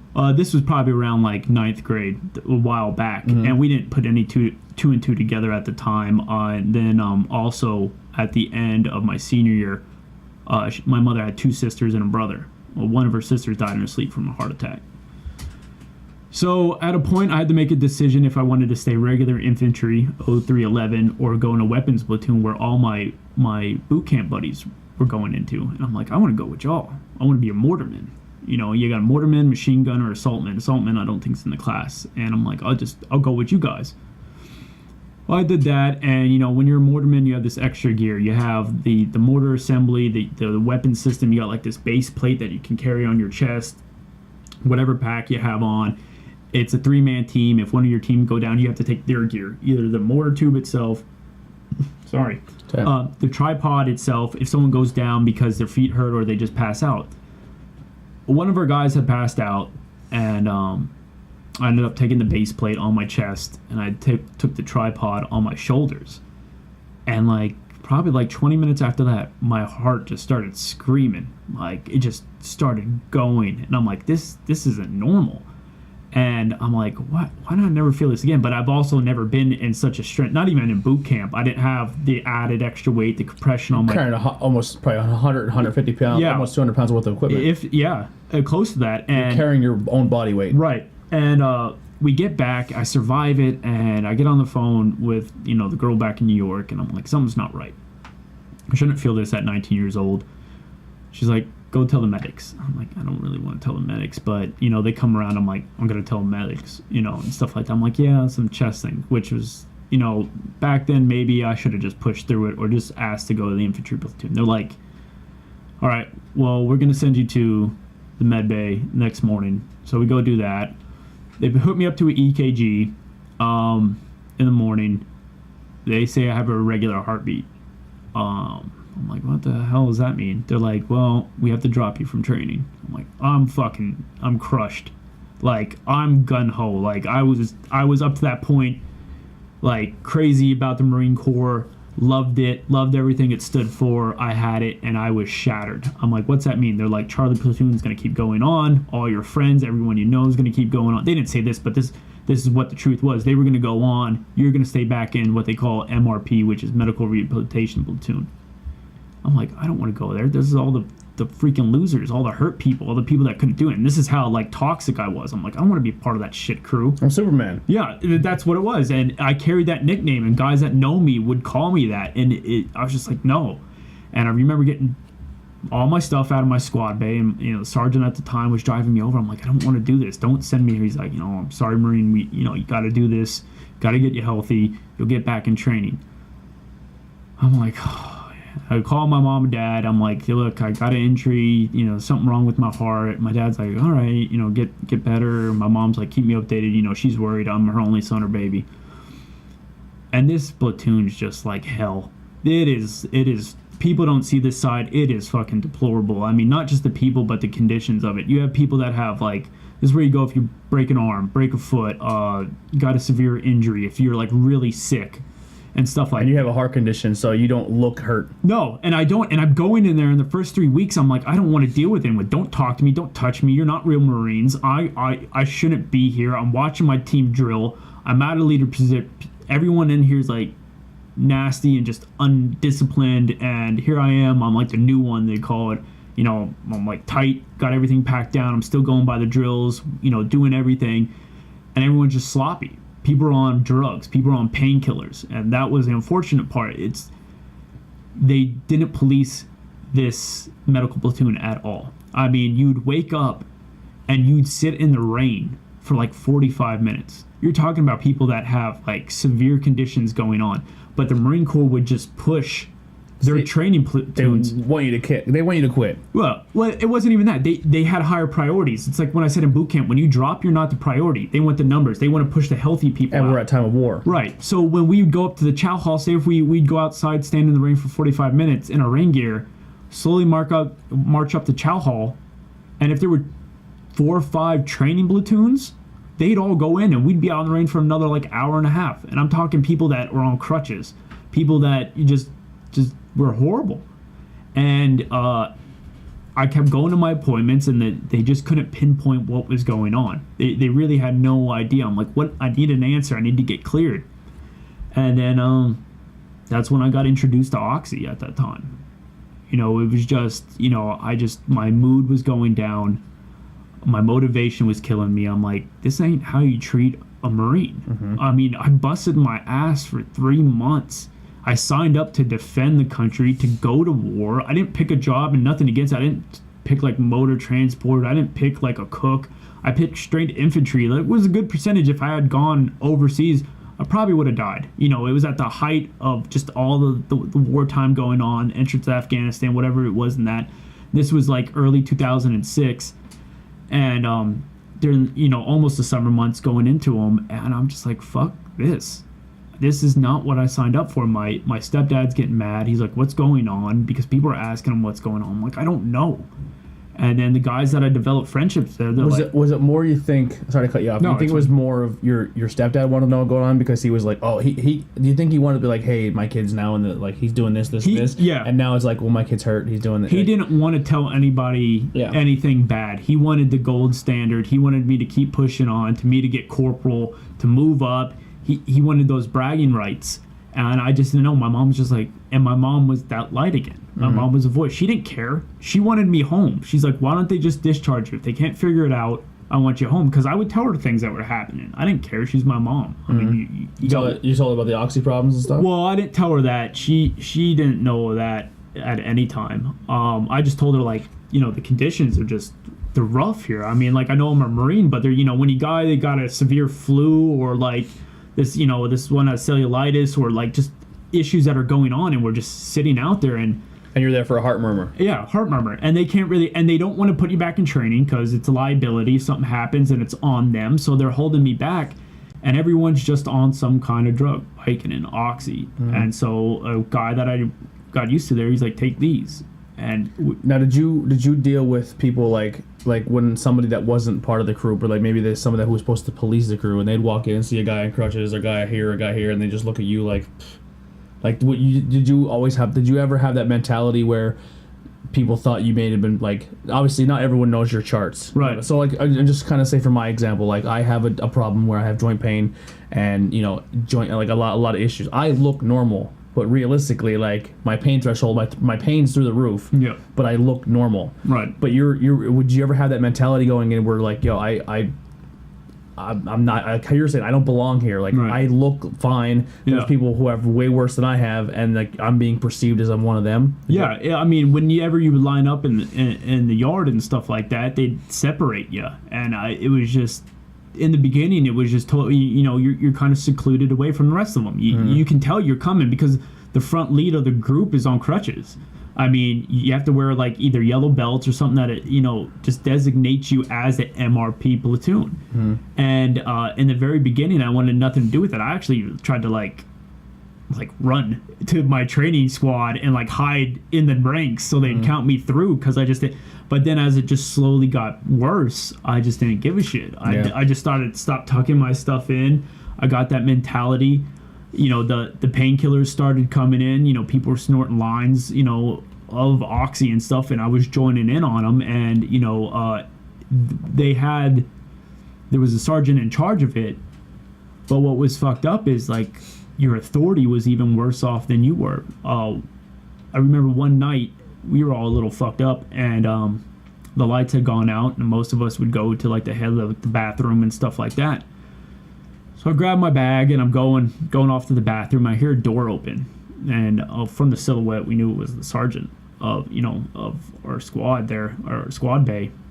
And I didn't see what he had in his hand at the time. I couldn't make it out, but he had this steel pipe in his hand, and he was walking towards me. And I didn't think anything of it and stuff like that. And I had probably gotten 3 steps for him before he just turned around and just drilled me in the back of the fucking leg. And then he just started going off on everyone in there. Like I don't know what he was on. There was court-martial and I had to testify like a year or two. So he beat you with a steel pipe? Well, he just nailed me in the back of the leg and I went down. Like my left back of the calf, he just drilled me going by. And then I fell to the floor, and I just watched him, like, run into the bay and just start beating the shit out of, like, these people who were already hurt. Yeah, 19, 20-year-olds, getting hit until, people were just running out of the squad bay. The MPs were called and shit. And he was equally as fucked up as the rest of us. But it was like a seclusion. And, you see these commercials. And I'm not tearing down anyone because I still know people in the Marine Corps. Overall, it was a great experience and organization and a branch and stuff like that.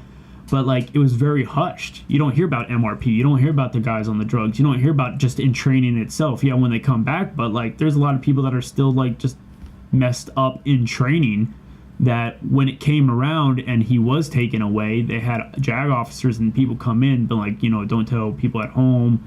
Keep this on base. We don't want, news involved. And that broke me right there. That broke me. Well, they wire your brain in the military, and if I'm coming off as sensitive to this, obviously I respect our military. I just have different views on it, but they wire your brain, especially at that time. You're a time of war. You're a Marine. They're wiring you to be a killer. Yeah. They're getting your brain ready for war. Right. And they get you hyped up. They get you filled up with testosterone and emotion. And then you go from being strict, make your bed, do this, do that, run, this, that, and then they're like, now you're gonna go to this medical hurt division. Yeah. And now it's just like you went back. Now you're a 19, 20-year-old kid who felt like he had a purpose, felt like he had everything going on, and now you're not even. You feel like you're there's no support, there's no guidance, there's no like just do whatever you just want. It was like robbed. It's like I tell people all the time, if you go for your bachelor's degree, go for your master's and stuff, and you end up working at Subway. That's what it felt like. Nothing against working that, but you spend all this time and effort and energy, and you put in the hours, and you do it all, and you're like, I'm gonna go out and be an engineer, and then you're making sandwiches. Yeah, well, and a lot of the kids that I know personally, like a lot of people who go in the military are just like average people from this area.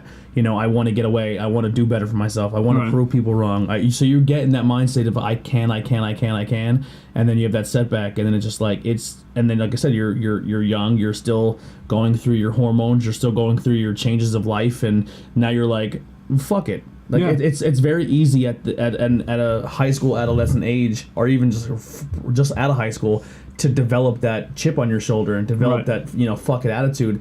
And now on top of it, you have that mind state where they wired you to be a monster. You know what I mean? And now you're just like, I could 100% see how that goes down. You know? And then so the night afterward, 2 nights, I just threw in the flag. We got up from the chow hall. I'm like, this is not what I want anymore. I mean, this is not what I signed up for.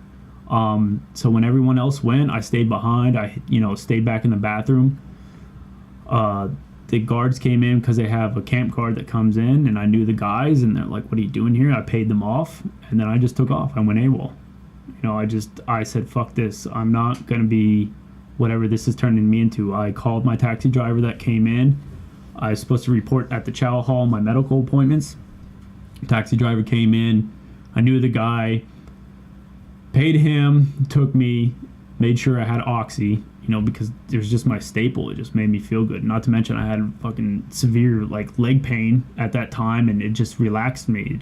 I was just snorting it nonstop at the time. We went to a microtel, the hotel there, and then they started their hunt for me. And I was just like, I don't know what I'm gonna do. I don't know. I don't know what's going on. I don't want to go back. I mean, I was lost. Everything was taken away from me. And as fast as I had gotten it, I went on top of the world, and then the carpet was just pulled out. And finally getting acceptance at home. You're everything's good.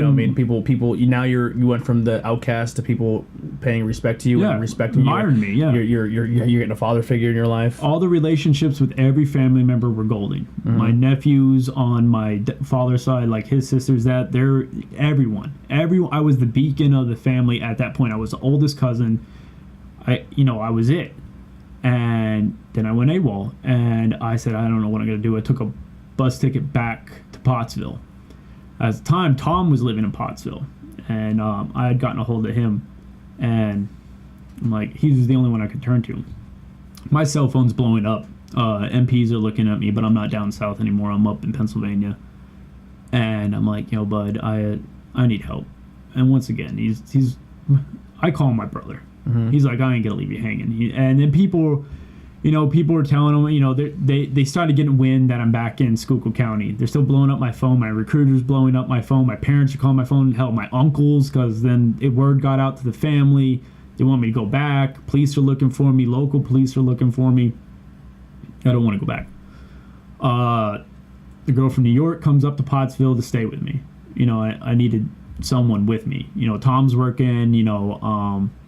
His roommate at the time was okay with it, but he's like, if they catch you harboring him, you're going to go to jail, da-da-da. He's like, I don't care. Stay as long as you need.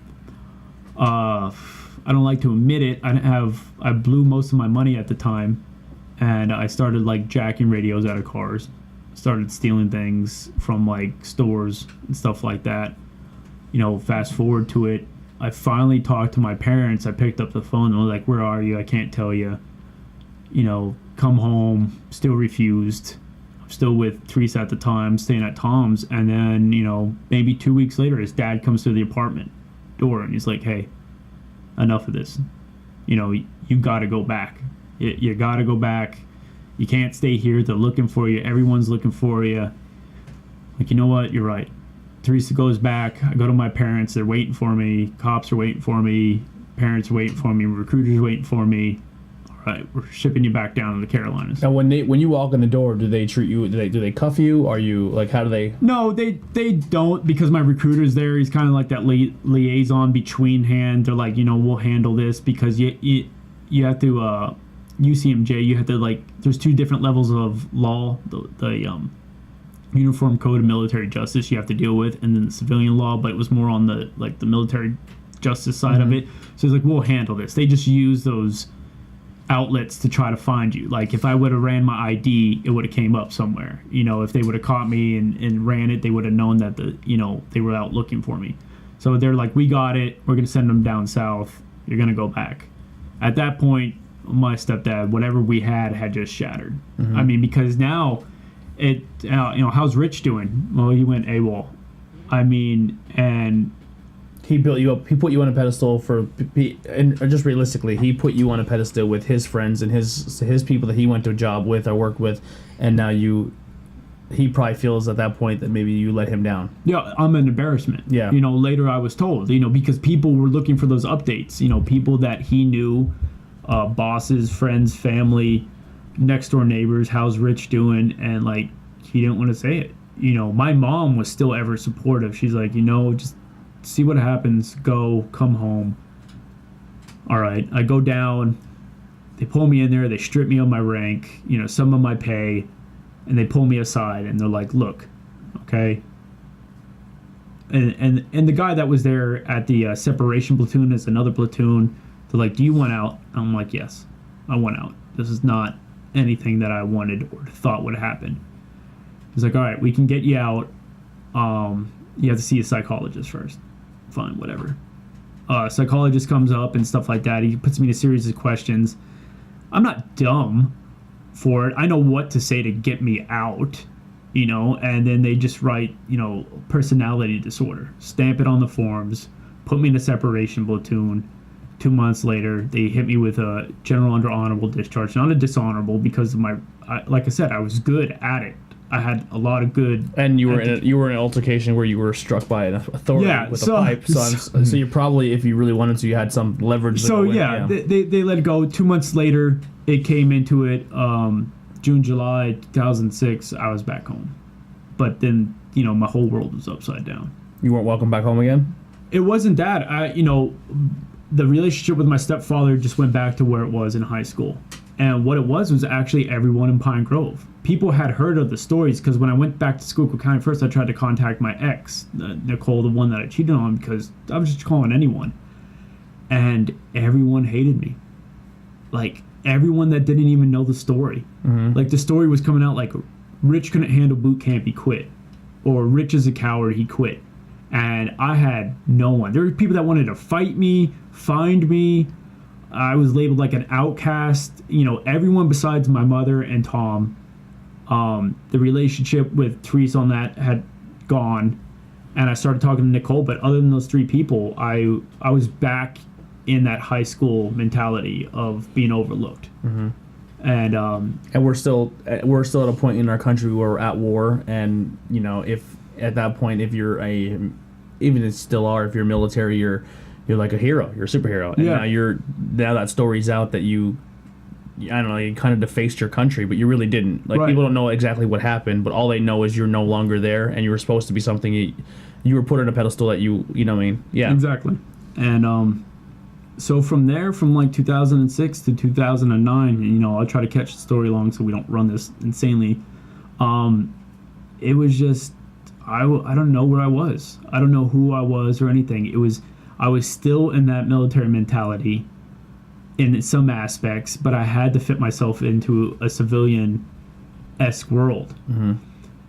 So I was in and out of relationships. I got back with Nicole. I was still oxy here and there, but not as bad. I wasn't really anything too terrible until September 11th, 2009 happened. Yeah, and so at that time, I think I got some kind of fulfillment. I was getting my life back in order. I had a kind of construction landscaping job. I was seeing Nicole. We had patched things over. I had my own vehicle.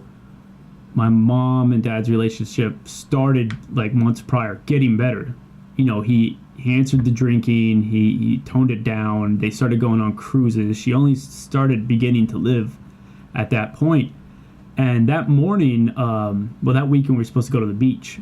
And that morning it just started raining. And I called my boss up and I'm like, look, I can't do any landscaping work right now. It's pouring down rain. Fine. Go home, do your vacation. I'll see you Monday. Cool. Go home. My mom's there. Her, I should correct something. Her dad was the only one that passed. Her mom was living with us now. So it was my grandmother, my father, me, and my mom living in the same house. Go home, and my mom, have a conversation. We're joking around, and for some reason, every time I took a beach vacation, I always did it around Shark Week. Like, some strange reason, I always did it on Shark Week, and it freaked me out. So I wanted to go take a nap before the drive, and she was just teasing me about Shark Week, like over and over and over again, just how she did. And I'm like, all right, I'm gonna go to sleep. And I was tired. I had been up at like 5 that morning. So I go lay down in the front room. My grandmother has my bedroom. And I go in there, and I'm tired. You get cranky when you're tired. And I had answered my mom earlier that I didn't have any laundry. I was messaging the girlfriend at the time saying, I'll be over at this time, be ready. Start falling asleep. And my mom comes in again. She's like, do you have any laundry? I'm like, no, Mom, I don't have any fucking laundry. Leave me alone. And that was the last thing I ever said to my mom. And she had gone out, and she went to the bathroom. And I fell asleep for like a half hour. And then my grandmother comes, and she knocks on the door, and she's like, is your mom there? Is your mom in there? I'm like, no, I think she went to go do laundry. She's like, I can't open up the bathroom door. And I was like, all right, I'll check it out.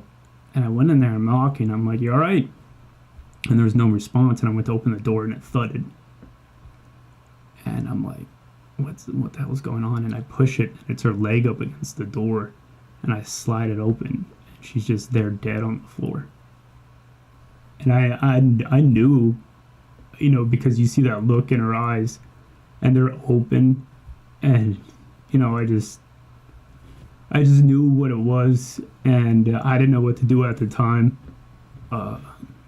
So I went and I grabbed the phone real quick. I called 911 and picked up the phone, called them. I'm like, what do I do? They're like, just give her CPR. And I'm like, okay. You need to move over there. Right, thank you. And I'm like, fine. And I went to go get CPR, and I'm doing it, and I'm just sorry, bawling at the time because I know it, and I'm giving her mouth to mouth and CPR and all that, and it's just not working. Her body gave like one last convulsion, like one last heave, and for like a moment, like a glimpse, I thought I had done it, and then her her body just kind of just collapsed back down, and then she was gone. Mm-hmm. And I just sat there like crying. Probably like for 15 minutes I just sat there. My grandmother at the time had a little light case of dementia, so she had no idea what was going on. Is your stepdad at work at the time? What's that? Is he at work, stepdad? He's at work. Or your dad? Yeah. And I don't know. I had to get out, and I'm just kind of shocked after a bit, and I start calling people, and I start with my girlfriend at the time. I'm like, you gotta come over, Mom's dead. She's like, your grandma? I'm like, no, Mom's dead. And she just starts bawling over the phone because she knows her, and she's like, I'll be on my way, and her mom's screaming in the background. They know each other. I told my grandmother, but it's not sinking in. She had already lost a daughter to a heart attack. Now this is the second one. So it was heart? Yeah, it was a massive heart attack. Mm-hmm. I mean, the EMTs just said it was just so direct and quick that there would have nothing that I could have done. Mm-hmm. And then the other part, I had called my stepdad up, and I'm like, Mom's dead.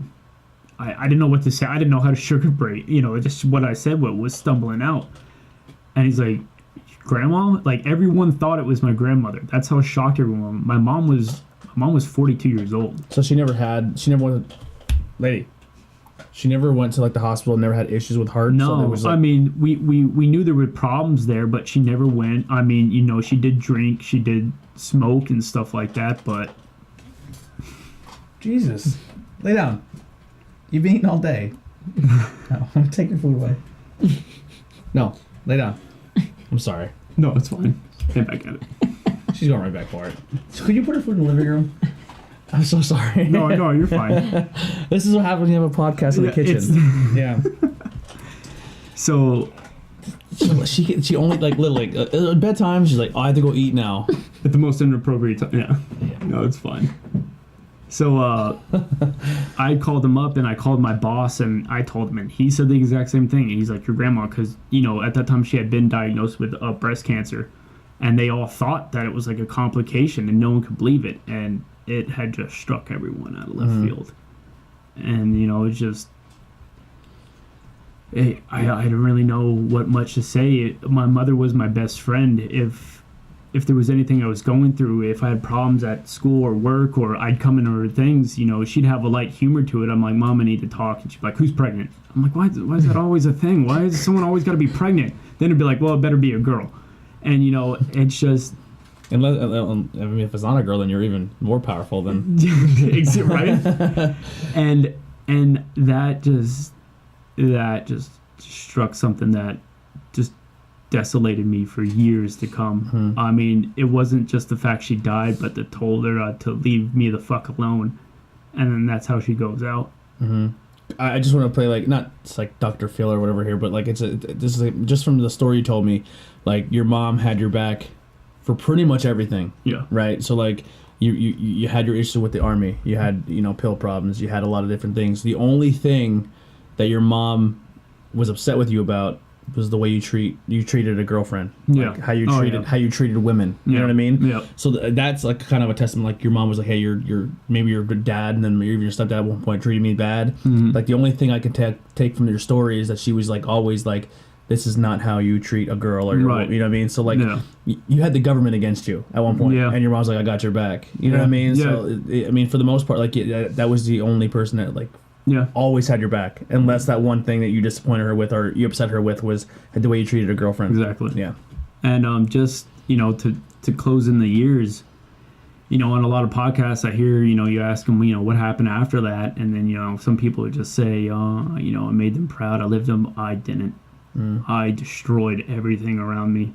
I took a torch to everybody and everything, and I burned everything around me. I was on I'm more oxy than I could have imagined. My stepfather, who never missed a day of work ever, have the flu and he would be in, wasn't at work for 2 months straight. Basically lived in our house for 3 months. I started drinking. I just started having sex everywhere.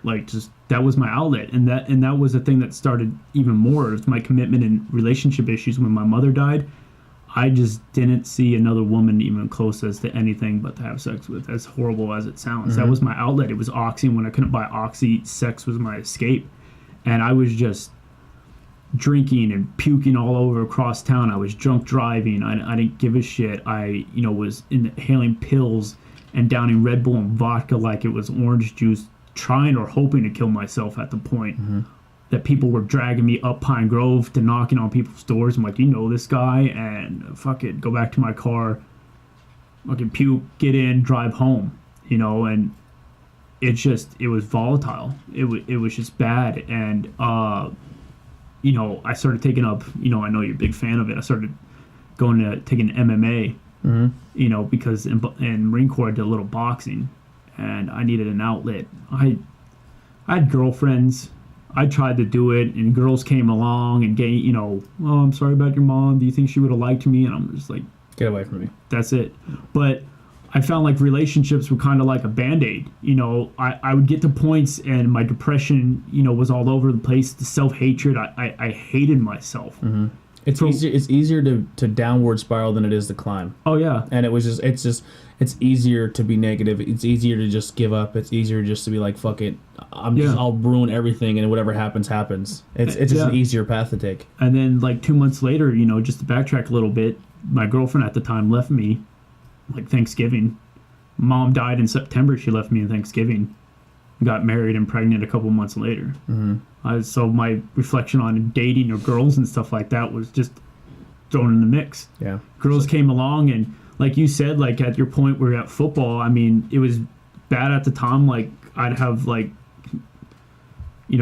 sex with like 2 different girls, morning and afternoon, then go home, wash up, drink, and then go back out, take another girl home.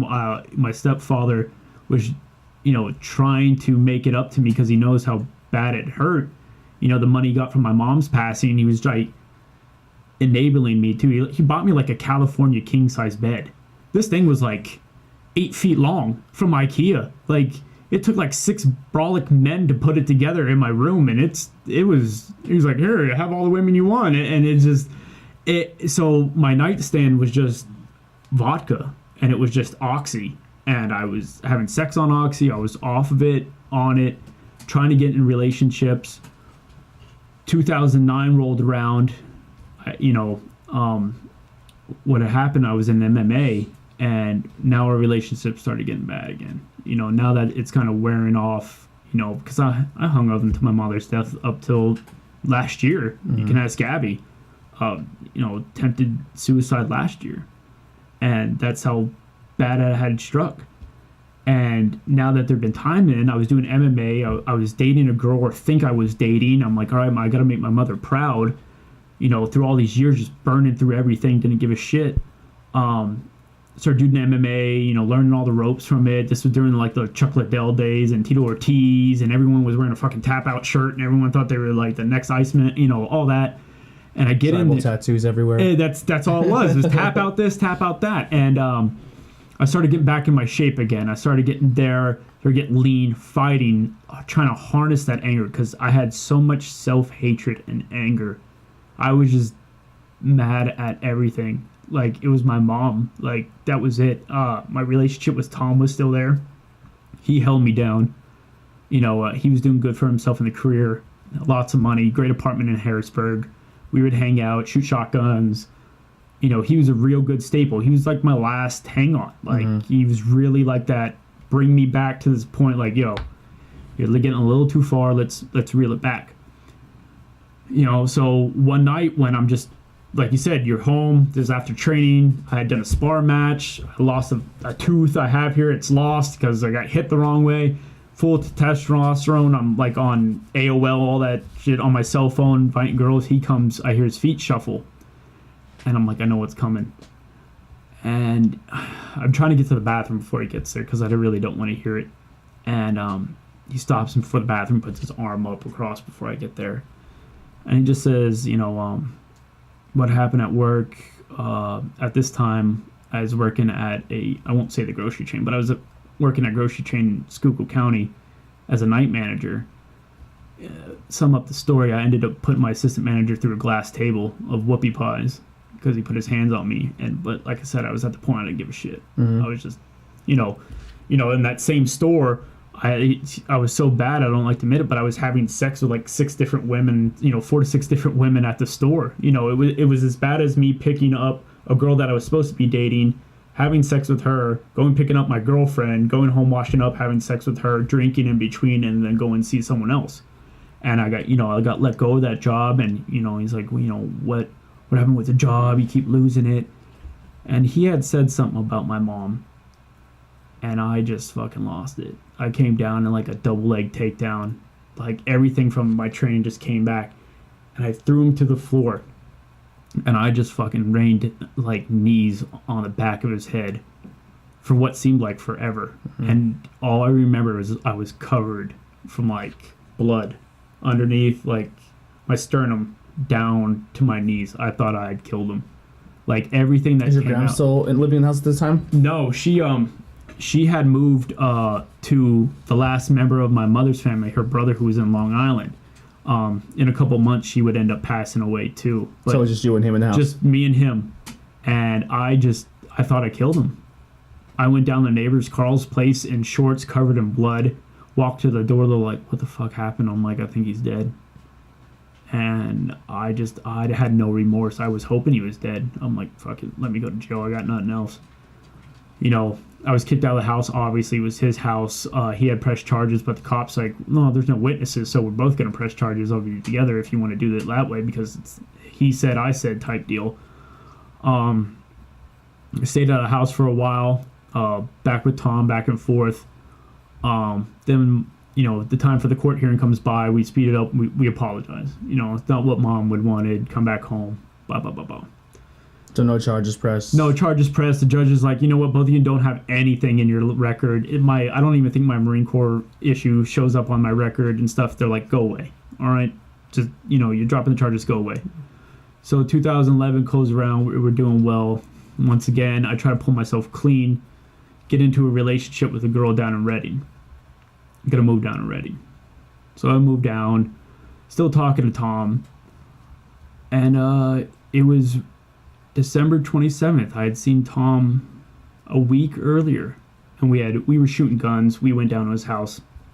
I was kind of hard on money, and I had a 30-30 lever action. I'm like, I need money. You want the gun? He was big, and he had it all. I mean, he was an electrician for the railroad. He made glorious amounts of money. He had the muscle cars, the apartment in Harrisburg. And I get a call on the 27th, and it's his sister, and she's like, you need to get a hold of me. I call her, I'm like, what's up? And she's like, Tom's dead. And I'm just like, what? And she's like, yeah, he just put a gun in his mouth, and that was it. And I just stood there, and I'm like, what else? What? I just seen this guy who was my brother a week earlier, and there were no signs of suicide. There were no signs of depression. We played Super Mario Brothers at his apartment constantly. I spent my entire life with him. He pulled me out of shit, our entire high school life. He was the only friend that said, when his mom was like, what are you going to do this weekend? I'm going to see what Rich is up to. He was the only guy I ever trusted that I felt close to. I still don't have any good male relationships now because, Gabby says I compare him to Tom. And the girl at the time, Aubrey, she's like, I'm sorry, and I slid down the wall. And all I thought was, the wrong fucking guy died that day. I should have put the gun in my mouth, and I should have took it out. Here I am. I already cheated on Aubrey. That's a must. I cheated on every single girl I ever dated. Here I am, boozing it up, taking Oxy, burning shit down, lying to women. He never really had a stable relationship, and maybe that was one thing, but she said he suffered from nightmares. I'm like, Jesus, what kind of nightmares do you have to suffer that you wake up and put a gun in? I'm like, it just blew me out of the water. I'm like, I talked to this man a week ago, and I just repeated it. I'm like, the wrong guy died. I'm like, I should have killed myself. How do I deserve to be here? And him, where all he probably wanted was a meaningful relationship, and then I had nothing. My mom was gone. My aunt's family members were dying off. I lost all my grandparents at the time. I have my biological father's grandparents are dead. My mom's parents are dead. My aunt's dead. In the next 2 months, less than that, right after this incident, her brother, the last I remember, would die of a heart attack in his home. I lost all my family. Do you have any cousins or anything? No. I have distant cousins, but my stepfather's remarried since then. But like your uncle, like your immediate uncles and stuff never had children or anything? I have probably 3 cousins down in Texas, and that's it. When people are like, where's your family at? I'm like, my family's my daughters. Yeah. If you're talking about blood, I don't have that family. And Gabby said a good question. It's like, how would you have turned out if you didn't lose everyone around you? I'm like, I don't know. Because all I know in my life is just how to lose people. And so after, Tom, I regretted it. They held a little ceremony for him, but I couldn't pull myself to that. I couldn't go to his thing. And all they really knew that he struggled with was nightmares. There was nothing. I didn't even know about the nightmares. He didn't even say anything. So he took a lot, just personality. I'm just trying to put a personality to him. So he was one that took on a lot of people's issues. Like he tried to help you out, but he never really openly talked about what he was going through. He really just helped me out because it was just us. It was me and him versus the world. Like people would say to me still, like when I posted on Facebook about his anniversary, of him passing away, people were commenting like, you two were inseparable. He wasn't a very social guy, but he was with me. Like I said, he'd come home from the railroad. Hey, what are you going to do? I'm going to see what Rich is up to. It was always us, us and everything like that. And I had just somehow gotten a cap on the self-hatred.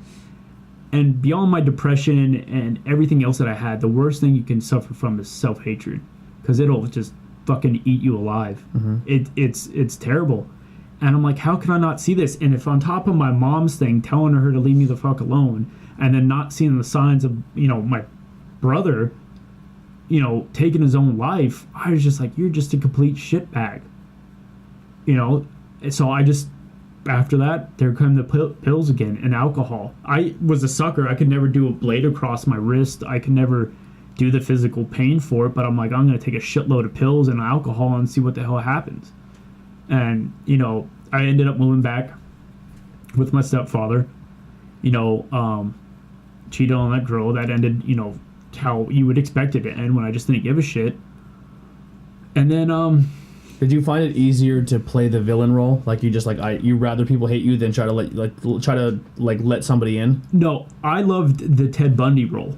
Mm-hmm. I loved being that guy. I mean, I'm not a bad looking guy for all things, but I loved the notion that I was such a maniacal asshole, but I didn't look the part. Yeah. I read books on sociopaths, and I read books, and like you said, just the little bits in there, and I started reading, but I started watching things and reading things and learning how people act, and I was good at picking up on things and saying the right thing. I was great. Like, you could turn to me in a corner and be like, oh, Rich, what'd you do today? And I could shoot out a blank lie to you in a heartbeat. It was natural. It all came together, and I wasn't the Marine anymore. I didn't have the structure for that, but I could manipulate like anyone else. The lies came natural. Everything else came natural.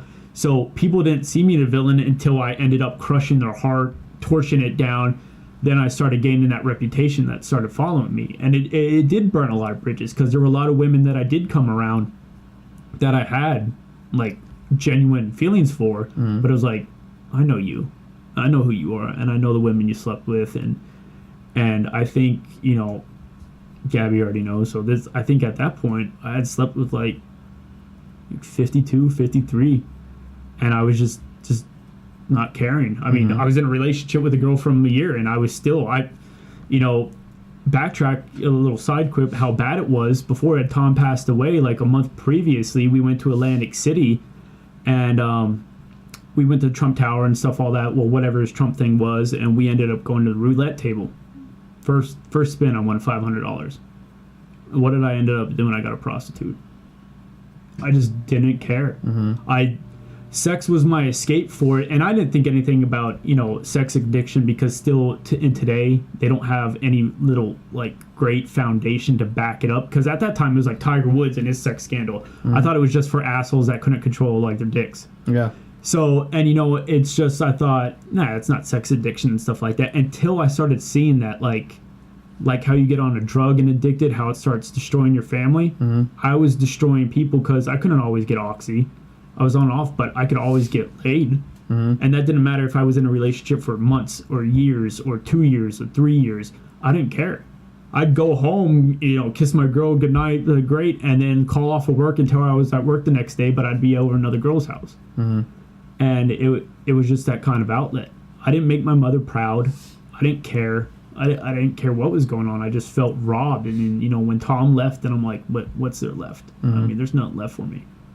And luckily, unluckily, I met my Hannah, who's my oldest mother. I actually known her before that. It was actually between her and the girl from Reading who I was supposed to see. I ended up choosing the girl from Reading. I came back to Pine Grove, talked to her again.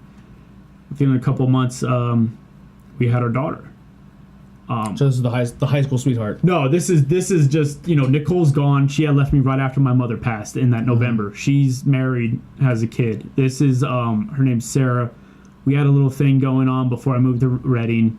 I chose Reading before her. Did that relationship. Tom passed away. I came back, hit her up again. How you doing? A couple months later, she was pregnant. You would think at that point you'd be like, whoa, Rich, you have a daughter. And I would hear all the time, be the kind of man you want them to date, or be the... still didn't give a shit. Kids or no kids, it didn't matter to me. I had it, and we had a great relationship, and we were together for 2-3 years, and I loved my kids. I mean, it was a regret. Like, I'm happy for him because that's all my mom ever wanted. And that is the biggest regret, that she'll never see my daughters. And whatever you think of the afterlife is, you know, great, it's your opinion, but they're dead, they're gone. You know, people are like, oh, they're with you in spirit. I'm like, well, yeah, I can't fucking see them. Yeah. You know, so that's great reassurance, but they're not here. When it boils down to it, they're not here. They're not here to watch, you know, watch them grow, walk with them. I don't have a family to introduce her for. When I did have her, then Mike, my stepdad, started coming around again, being a grandfather. His relationship, he was dating someone from Pittsburgh. I moved in with Sarah. We had our daughter. He loved being a grandfather. Did you guys have a better relationship after you just like fought?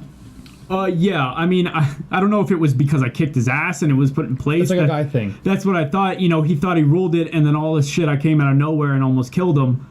But then I think, like, then he just started saying, like, this is just... It's not worth it. It's just not worth it. And then when he was called grandpa, you know, kids do change in certain aspects. But, you know, in that time, I was working down in Pine Grove, and I just couldn't kick the oxy. You know, I'd get it, go to work. I was working night shift. I'd snort it, and I can go hide in the building. I mean, this guy I knew would just keep doing it. My phone never stopped. I was still messaging girls. I didn't give a shit. I'd never touched my depression. You know, the girl I was with, Sarah at the time, started bringing me out to it, started getting me outdoors. I was never big into the outdoors until I met her. She tried to get me other activities, but I never addressed my depression, my anger, everything that was boiling inside. You just Band-Aid it. I boiled it all into a ball, and I just concealed it. And then, you know, short story, a girl came along, and, you know, I burned that down too. I came home one day, thought, great set of tits, you know, blonde, you know, this is, you know, my new era, packed up everything. And the worst part was I knew what I was doing. It was like a Dr. Jekyll and Hyde thing. I'd message her and be like, I'm leaving. And I got in the car and I drove to this girl's house. You know, 3 years after, you know, 2-3 years, my daughter's old. I just dropped her off at daycare. I mean, I had the job. I was living in a house. My relationship with my stepfather's son, I just didn't give a fuck still. Mm-hmm. And were you living with your daughter's mother at the time? Yeah, we were living in a house up in Lincoln above Pine Grove. And she's like, are you sure you want to do this? I'm like, yeah. You know, because I was always one of those preachers, if you're not happy in a relationship. Now, there was some underlining effects and stuff like that, like the physicality came down because I was always that person that put sex first.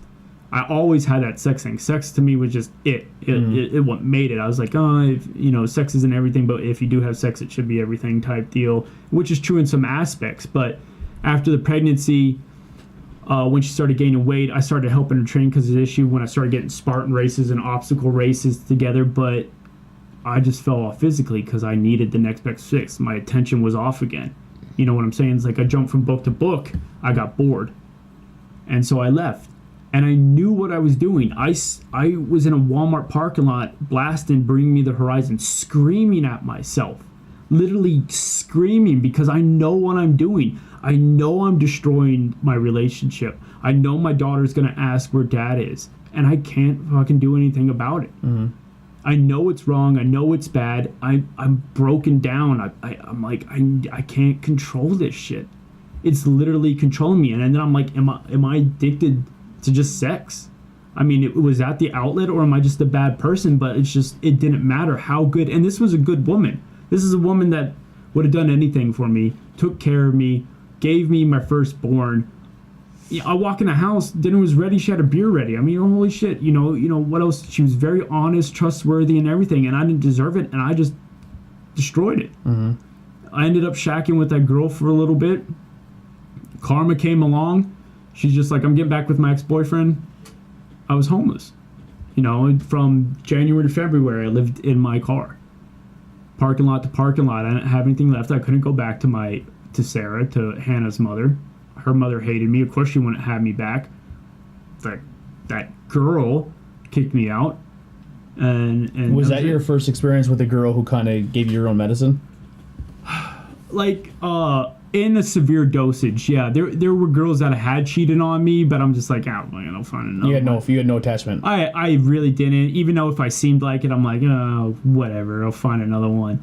But then when you put everything into someone, and they're like, oh, I'll catch you when you fall, grass is greener on this side and shit, and then you come back from Dunkin' Donuts and your shit's out on the front yard, and they're like, oh, I'm leaving, and then you're homeless. You're like, oh, so that's what that feels like.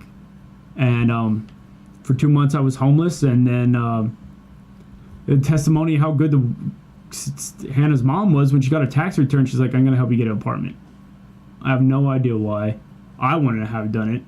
She still has no interest of getting back with you, but she wants to help you as a person. Yeah, well, because it's also we had a good we put our kid first through everything. Now she was young enough not to really understand why dad left, but I also have journals dedicated to my daughters that write everything, like as honest as this conversation. It doesn't say like dad. No, it says dad cheated on your mom. This is why. This is why. This is about your grandmother. This is what happened to her. So it's not like I'm hiding it. So you're writing a book for your kids. Well, I have 2 journals for them, and on their 16th birthday, if I'm still around, hopefully, I give it to them. And so they know their father truthfully. Not like, oh, your dad was a coward, he didn't finish boot camp. Bullshit, he did finish boot camp. He just had a bad set of circumstances. This is how my grandmother died. This is why his relationship didn't work with his mom. Life things about fighting depression, finding strength to give them, but it's my truth. It's not opinionated from other people. So she wanted Hannah to not see me live in a car. I mean, we still had that relationship to put our kid first. So she put up the money, and I lived in this 1-bedroom apartment. I still wasn't finding my way. I was still bringing girls over left and right until I went up to that movie theater that we all know so well, and then Gabby came through the door, and that was her. And then me and Gabby met, and just Gabby was. It's hard. Gabby has Gabby, who I'm dating now, I've been with over 2 years.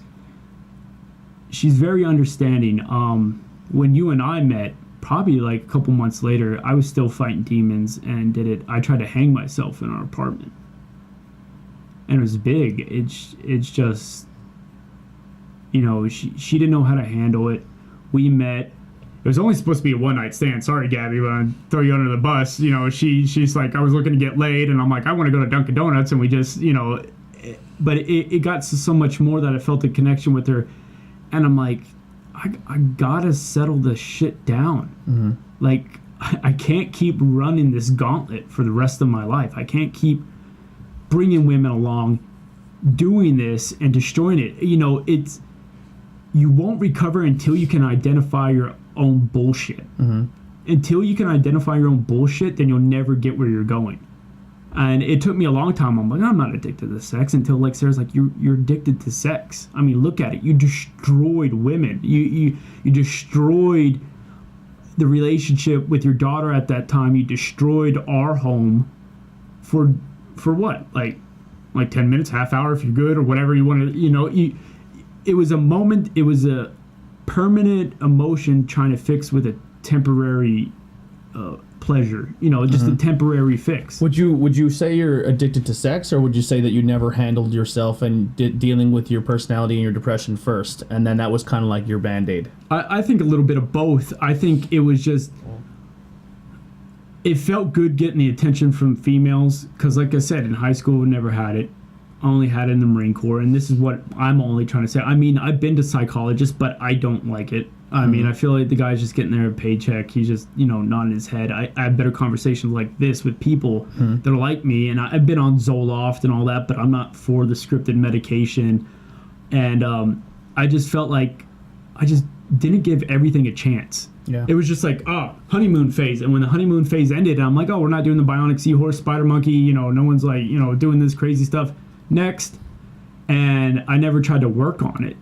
And I just, fleeting. It's like a book, going from book to book to book and book, until someone just comes along like, yo, a little different, because I'm so broad in the, it's a little different, but it's, hey, stick with one book a little, finish it out, go to the next one. I know it's a weird comparison, because, you're not having sex with it, but it's a personality thing. It's what it was. It's just, I just jumped and jumped and jumped. And then when I met Gabby, I'm just like, this is it. This one's it. But she had a lot to deal with.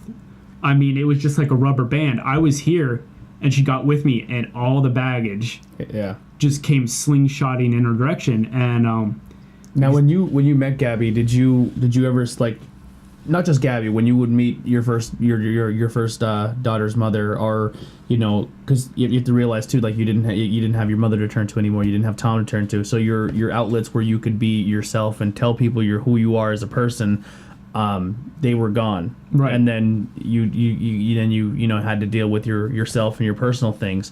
When you met your first baby's mother, did you ever sit down and like, hey, this is what I've been through? Did you ever go through and tell your story, or were you just like, I just keep it to myself? Yeah, I mean, she allowed me to open up. Sarah did, and I talked with her that, but I always kept a part of me guarded. Mm-hmm. It was just always, because I was always on the offensive, like, this is gonna end, something bad's gonna happen, I'm gonna lose something. You're gonna get judgment. Right. Yeah. And so why I did talk to her, she's like, and she works at a clinic that I went to go see the psychologist, so she tried to help. But I never addressed the anger, the regret, and, people would tell me, and I have, like, one close friend that I know for 6 years, but she has her own stuff. It's not like Tom and so, but, it was addressing that you didn't know your mom was going to die within that 5 minutes. Mm-hmm. You didn't know that was the last thing you were going to say to her. But for a long time, that's just what I drilled in my head. I'm like, it's your fault. Mm-hmm. It is how it is. You screamed at her. That was the last thing you died. And people were like, well, your mom died quick. At least she didn't have cancer. It was long drawn out. I'm like, I wish it was long and drawn out. There would have been so much I would have said to her than yelled about laundry. And, and meeting Sarah and then Gabby, they slowly just kind of started healing those wounds. Like, it's not your fault. Mm-hmm. And it took a while. Like I said, when we met, I had a good job. I was working up at SAPA. Gabby and Sarah get along great. If you haven't seen the photos on Facebook, we're constantly everywhere together, like family vacations. They're like sisters. It's weird. I have to hold the shopping bags, and they're all together. I'm like, this is some step. And Sarah's your first? Yep, first Hannah's mother, and now I have Delaney, my 9-month-old, with Gabby, and so they get along perfectly. I mean, nothing's done in the courts. I pay what I do. Now, does Sarah have her own relationship and stuff now? No. She's tried and stuff like that, and there's no, maybe there was jealousy in the very beginning because she was jealous of Gabby. She's like, you're in a relationship already. But then at the same aspect was we knew we'd never get back together again because that bridge is burned. Yeah. And she's like, we all put the kids first. So, but luckily they were able to click and bond, and they never fought. They never did it. We never say anything foul. Everything's great. Kids get along great. They're like brothers and sisters growing up. Mm-hmm. And but like I said, it took a while because I mean that's 2000, God, was it 16 maybe, somewhere around there. I'm gonna get the dates wrong. She's gonna yell at me. And when we met, I was working up at SAPA, and it was the first time doing 12-hour shifts, and I wasn't used to not seeing my firstborn because Delaney's not in the picture. Her son, Gabby's son, Declan's still young. She's taking care of that. And this job pays great. I'm making money. I just quit. Once again, like, I probably had as many jobs as I had women at the time, and I just couldn't stick with it. Short attention span, didn't. And I remember coming home, and I knew two things. I didn't want to live anymore, but Gabby was the one for me. Mm-hmm. Because I went to Maz's bar, and I went in there, and I told her, I'm like, I'm not at work. She's like, what happened? And I told her. She's like, okay, have a drink and enjoy the music. And she just starts playing all my favorite songs from her phone, from the apartment, in the jukebox. She didn't yell. She didn't say you're a loser. She didn't say that. She's like, I just want to help you. And I'm like, who's putting like Five Finger Death Punch on? I don't see anyone at the juice box. And she's like, I bought you all these songs. Just have a few beers and come home when you're ready. She went to work the next day, and I just said, you know what? This is it. Tapped out. I don't got anything left.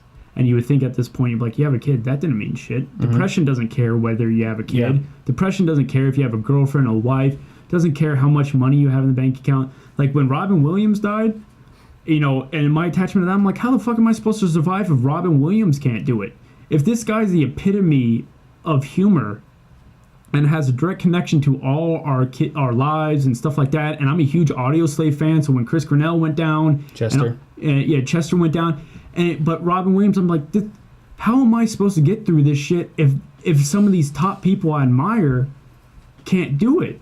You know, and Tom had everything, and I have nothing. So, like, you know, it was a short time after we met. I ripped, you know, this it was like a rope or band or something, and I just tried to find points around the apartment to hang myself, but nothing would hold. You know, we had light fixtures. I wrapped around there, tried. Light fixture went down. You know, I tried it from a closet door on a high place. You know, when it hold. I'm like, I can't even fucking kill myself. You know, it was bad. I was gonna let Gabby walk into this, but I was ready. I was just like, you know what, my kids are better off without me. You know, I'm a piece of shit. I can't keep anything together, and I'm glad, because if she would have walked into that, you know, I'm not sure. You know, and then it came out, you know, a couple weeks, you know, after that, when we got, you know, a couple months later when we moved in, that, you know, I told her I tried to, and, you know, it's just, I've only started getting my shit together in the last 2 years. And that's 15 years of just destruction. Yeah. And, but like I said, it's just, you have to, the thing I learned the most is you have to be honest with yourself, because your mind will tell you you're doing the right thing. You know, there's a lot of tricks in the book. You know, it'll make sense on paper, and then when everything's burned down, when you've broken everyone's heart, when you've taken that last pill or something like that, then you're like, what the fuck? But the damage is already done. I still struggle with it. I mean, there's still things that get me. Certain songs I can't listen to will be in the car. Songs come on that she'll put on, I'm like, next. It won't do it. You know, but with her, and then now we have our daughter, Delaney, which is another spark in my life, which I'm glad about. You know, I can see my mom in her, and then I'm at the point where I'm just like, you know what? You just got to do it. Depression is an endurance race. That's what I feel like it is. You have to endure. It is. It's a race. You have to get back. There's no easy way to do it.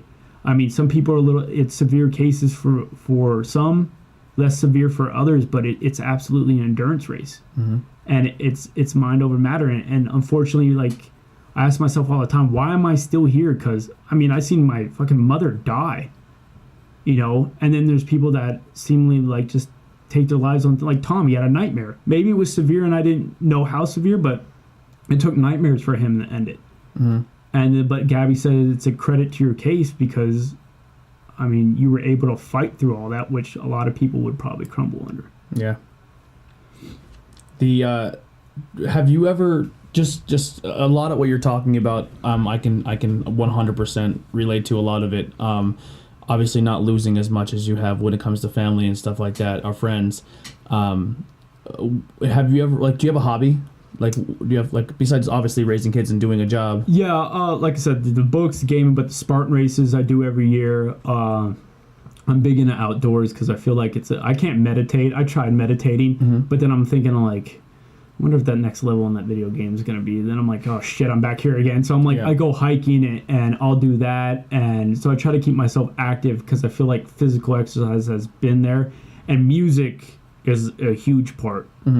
If you call that a hobby, I just, you know, we'll put music on and do that. You ever try playing an instrument? I tried. It's like the same thing when you said about bass. Like, I'm going to learn bass. Like, my daughter Hannah just got a guitar, and I'm like in the corner, I'm like plugging the strings. I'm like, I'm going to learn guitar. And Gabby had the same face Heidi had. I'm like, no, you're not going to learn guitar. I'm like, I'm going to play this guitar. And I'm probably like, she's like, you'll probably get bored in the 3 weeks. I'm like, yeah, I'm probably not going to play. So I mean, obviously everyone has different things and everyone handles things different way. I was the same way. So, you know, when I go through my phases where I'm like, all right, you know, do I want to, because I struggle with suicide a lot. You know, it's something I honestly, it's kind of weird that you say that, but soon after that we talked in the movie theater bar, I call it like a relapse. You know, I never had a drug issue or maybe I had a little bit of an alcohol, but I don't think it was severe. My biggest thing is just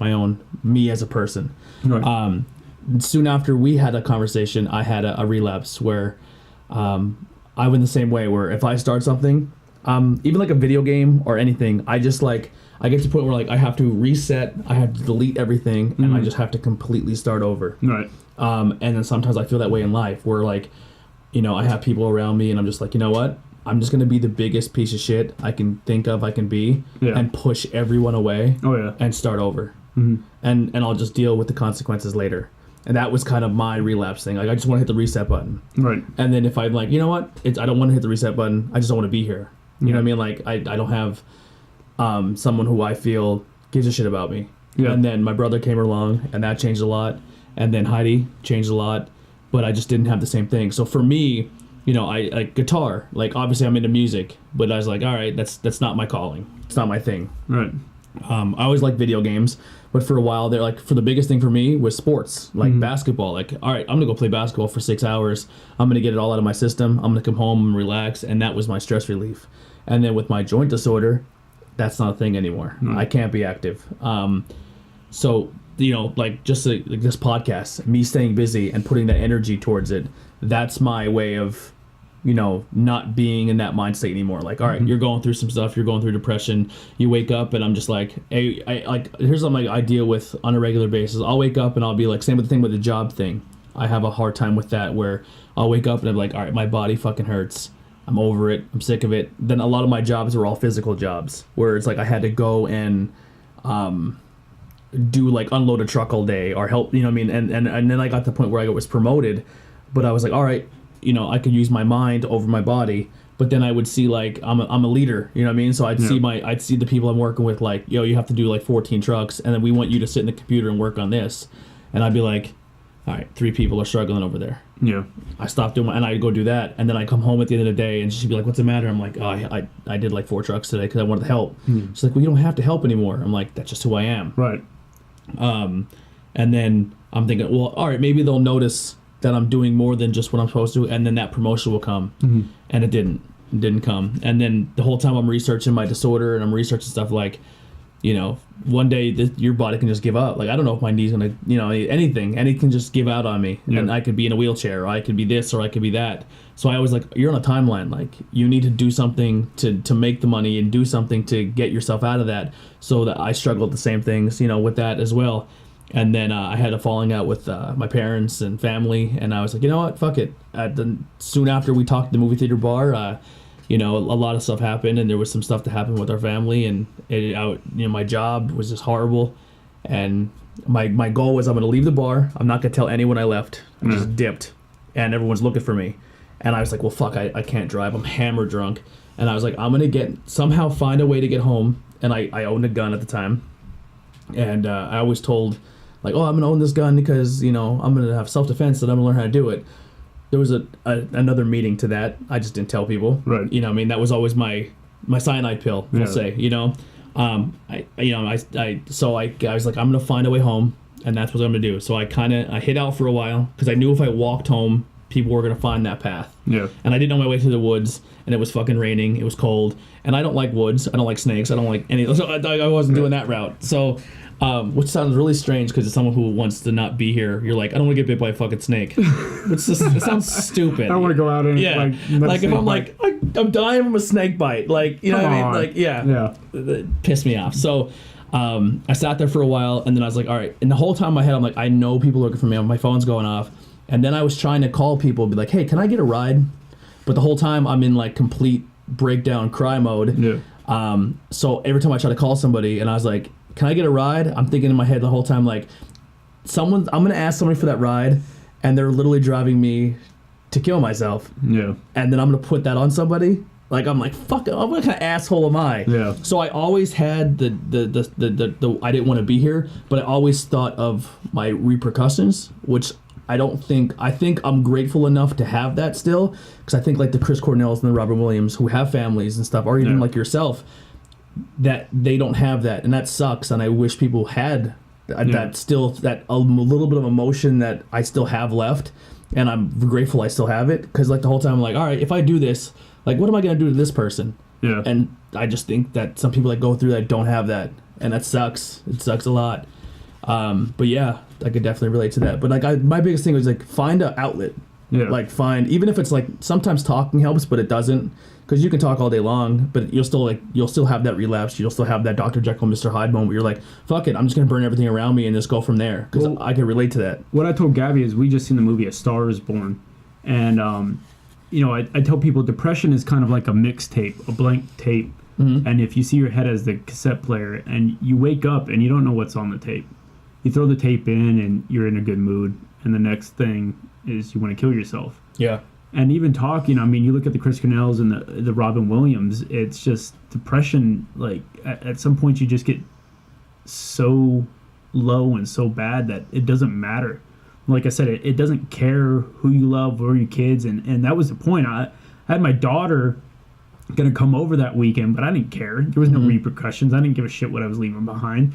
Because even as Tom, like, I'm still haunted a little bit by Tom's passing away because I had no idea. Yeah, if I would have just asked why, maybe I could have cracked a code, just like anyone like Robin Williams and them. If they maybe would have dug deeper, it affects them like that. And it's. I think I heard in an earlier podcast when you guys were talking about cell phones and communication. It's unfortunate that we live in a world today where I think contacting is easier. Like, hey, Anthony, how's the podcast going? Or like, hey, can you help me with this question? But communication is harder. Yeah. You know why? Because everyone is too busy I go in a line in Dunkin' Donuts. I have my hands in my pocket. I look behind me, 3 people on their phone. I look in front of me, there's 2 people on my phone. And I'm like, well, shit. I mean, like, a guy comes in with a gun, no one's going to notice this stuff. Or stuff like that. I think, like I said, contact, but it's communication. And I write, my other outlet, you said I have a hobby, I'll say, I write poetry. Shocking. I have my own, like, 250 followers on a separate Instagram account, probably like 56 poems I've written. And actually, one's just on my story on Facebook. They're not the most pleasant reads, but they're real. And that's my hobby. But I hardly post them on Facebook because we live in a society that has an artificial bubble around everyone. Yeah. And if you poke anything unpleasant, if you disrupt Dancing with the Stars or Candy Crush, or you talk about depression or suicidal thoughts, people will like, I don't know, I'm sorry, I don't really know what to say. Yeah. And I think not my problem. That's basically what it is, and that's why I don't talk. I still have hard times talking to Gabby. There's still things. She's been with her own difficulties, but it's unfair to me to say, but I do say it. I'm like, she hasn't seen her mom die. Yeah. Her best friend's still around. Like I say, she tells me to go out in bars, and she's telling me, she sat me down the other day, she's like, stop comparing people to Tom. He's not, everyone can't be that. Yeah. And it's just hard because I've tried guy friends, and I get to the point, and I've got, like, a lot of guy friends to a point where, like, I'm going to tell them about the Marine Corps. That I trust them that enough to know. I tell them, and then like 3 months later, I'm not friends with them, and then I'm guarded, and I pull back. And she's like, go out and drink with so-and-so. I'm like, oh, so I'm going to put on the fake smile, talk about the Redskins when I'm thinking about reading this book at home. I forgot you're a Redskins fan. I'm not a Redskins fan. I was just using that. I'm a hockey fan. Okay. Yeah, no. We talked about Redskins at the bar that night. I don't know. I think I was drunk. Yeah. You even brought the Redskins. I'm like, you like the Redskins? You're like, oh. I think I was drunk. What I was talking about. But that's the thing. I was not wearing anything Redskin that night. No. It's contact is easier. Communication's harder. Yes. So another thing with me too, with the depression and a thing like I kind of got some shit during the Meg interview. Kind of not shit, so if you're watching, I apologize, but I got a comment, it's like, hey, you don't let the guests tell their story enough.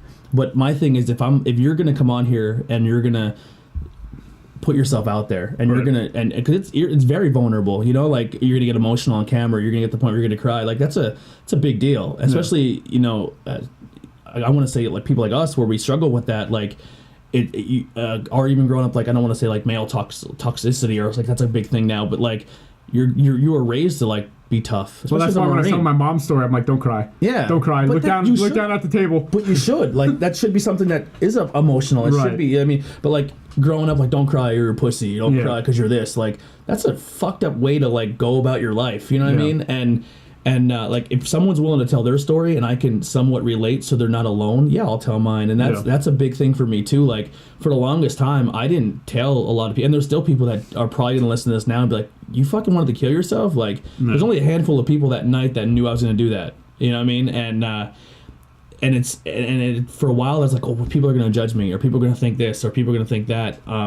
Like I tried it a few other times growing up, but I get right to the point where it's going to happen, and then, like I said, luckily I still have that like, well, what are you going to do to this person? Or like, how is your brother going to go through it? Like that sucks. So, but I'm glad I have that because get back here. You know what I mean?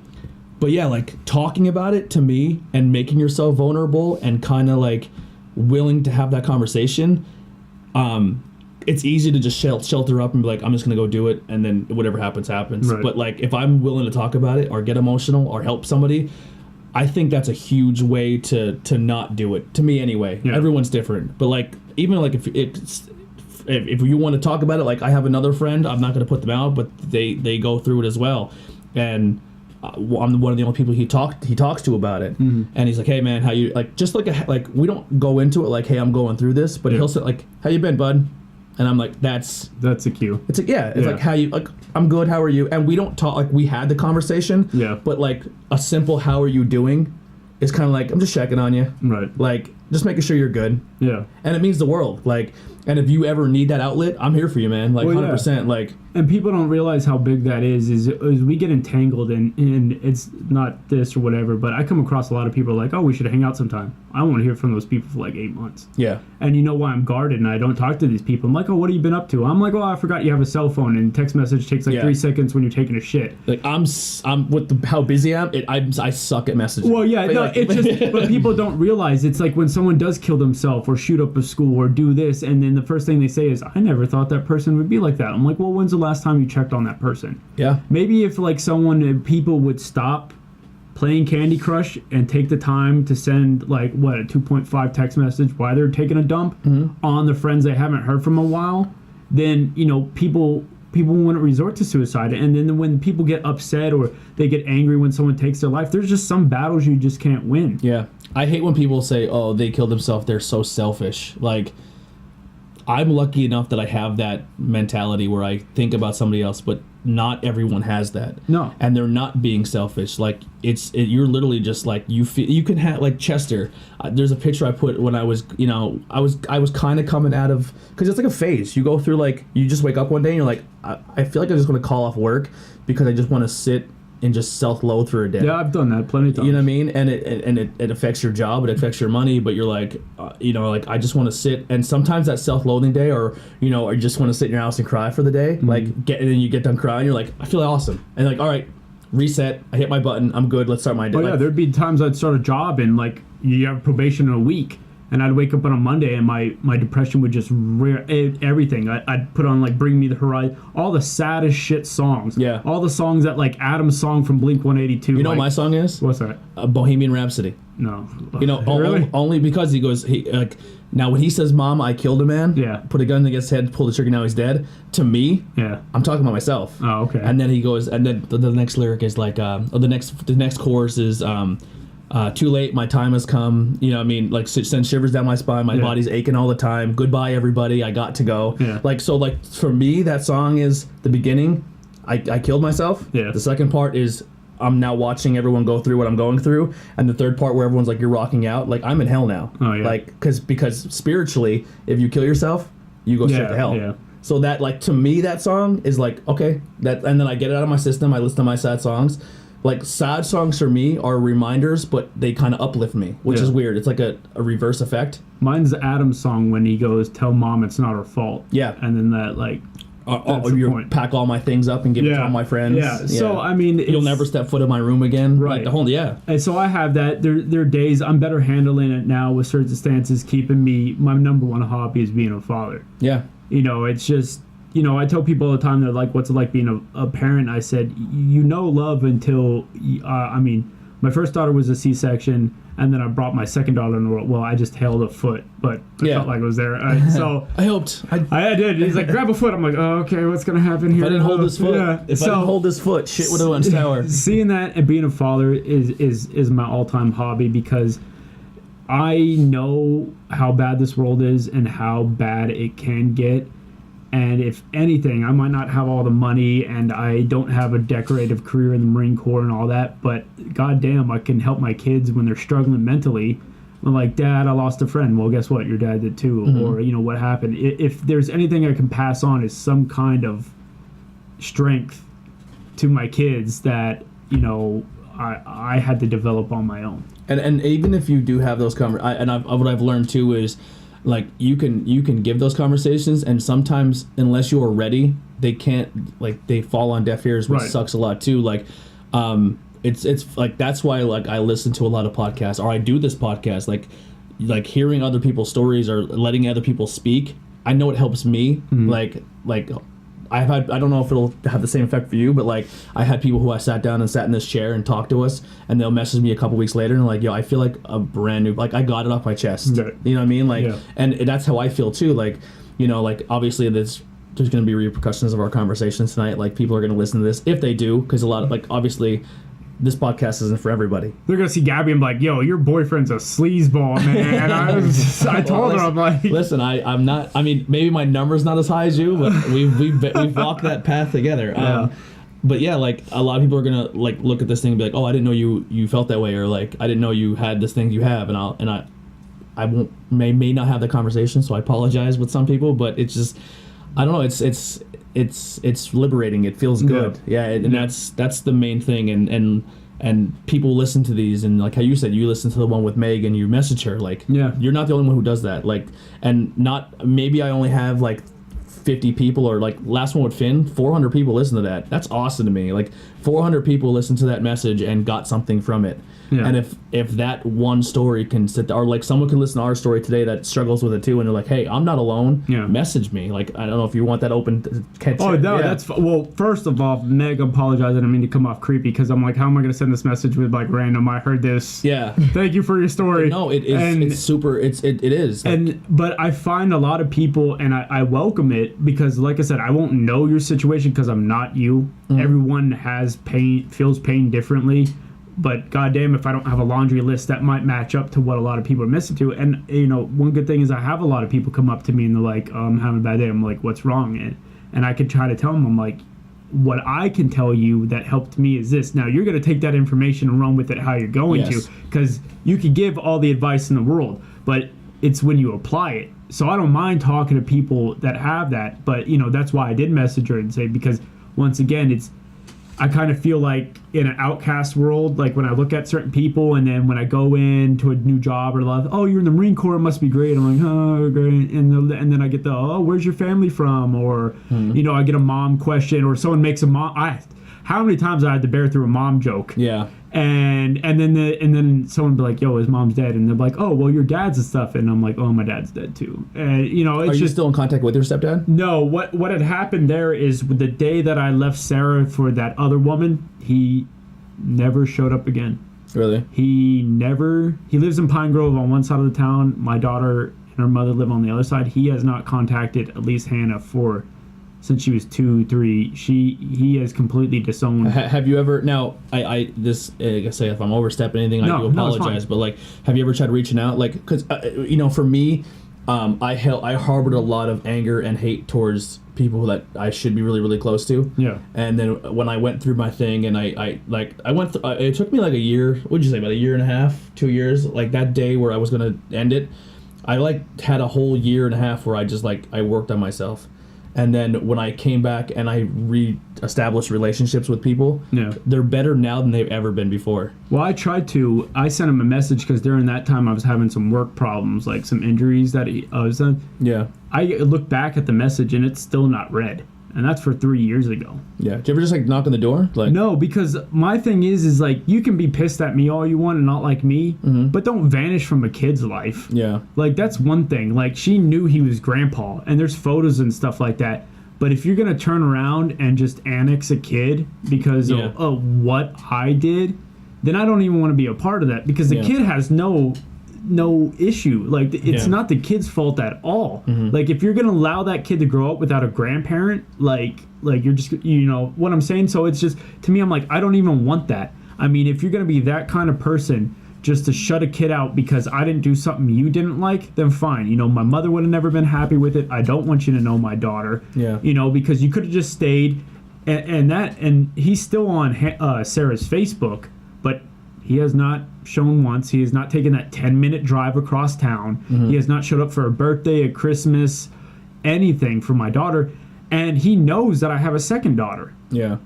And they see the pictures because we tag everyone in him. And he has not even inquired about the second. He's remarried. Yeah. And he's just, now it's like I never existed in that. And my mom would be destroyed because just to play devil's advocate, and as guys, you know, we are stubborn. Right. We're stubborn people, and just, and like I said, you don't have to take this, and if I'm overstepping, I do apologize. But I think if you just showed up and knocked on the door one day, and just showed that you've, like, because you are working on yourself, you're still going through things, and maybe it would be a weight off you. Just even if he was just like, hey, fuck you, get away from me.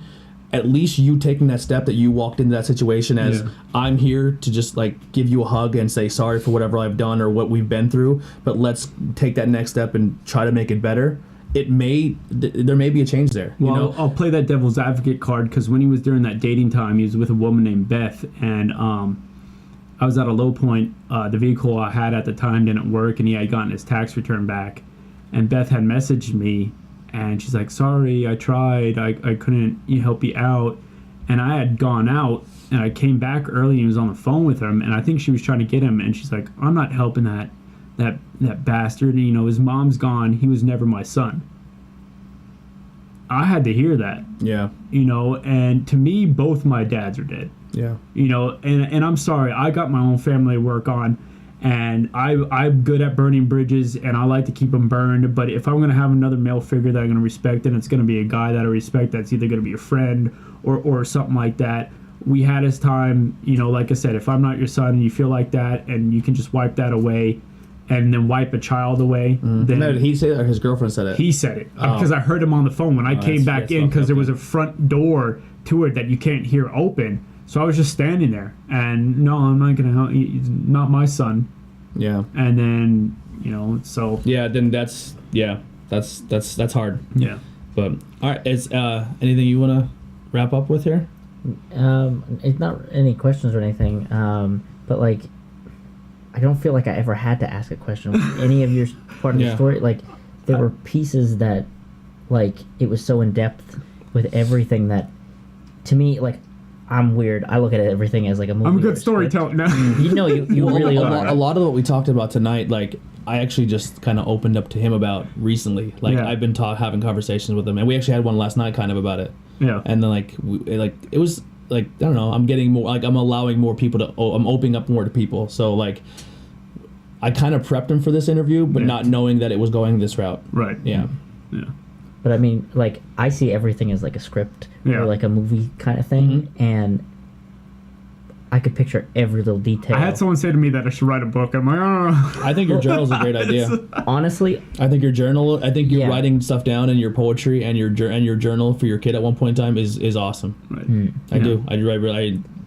I think you should possibly even publish a journal. Like, here's the thing, like, and I know judgment is always probably something you think about. Am I wrong? Like, do you worry about, like, you do, but you don't? It's at a point now where it's just like, Gabby's like, don't go on and tell a prostitute story. And I'm just like, you know what? I don't give a shit. I got a prostitute. And, you know, it's at the point where I'm not old. I'm 32. Yeah. But I'm not going to get another girlfriend, all right? I'm not looking to lay pipe anywhere else, you know, to get that fine. I'm at the point where it's just like, here's me. You know, it is what it is. And if someone's just like, oh, what happened? My mom died. And she, you know, it's just at the point. It might have been a while ago, but the only thing I'm concerned with is how my kids see me. Yeah.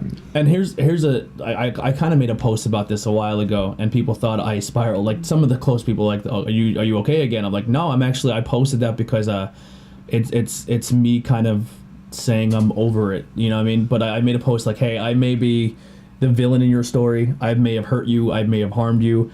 I apologize for what I've done. Right. I wouldn't take any of it back. Not on a mean level, but it just helped me grow to who I am now. Right. If you still hate me, I understand. But if you ever want to you know what I mean, I'm sorry for what I've done, but I'm growing as a person. That's not the person I am anymore. So that's like a big thing too, that I feel like even when I say stuff and it may strike a nerve somewhere, or someone's like, well, you're a piece of shit. Like, hey, I know I wasn't perfect, and none of us are perfect. You can't go through your story and say, you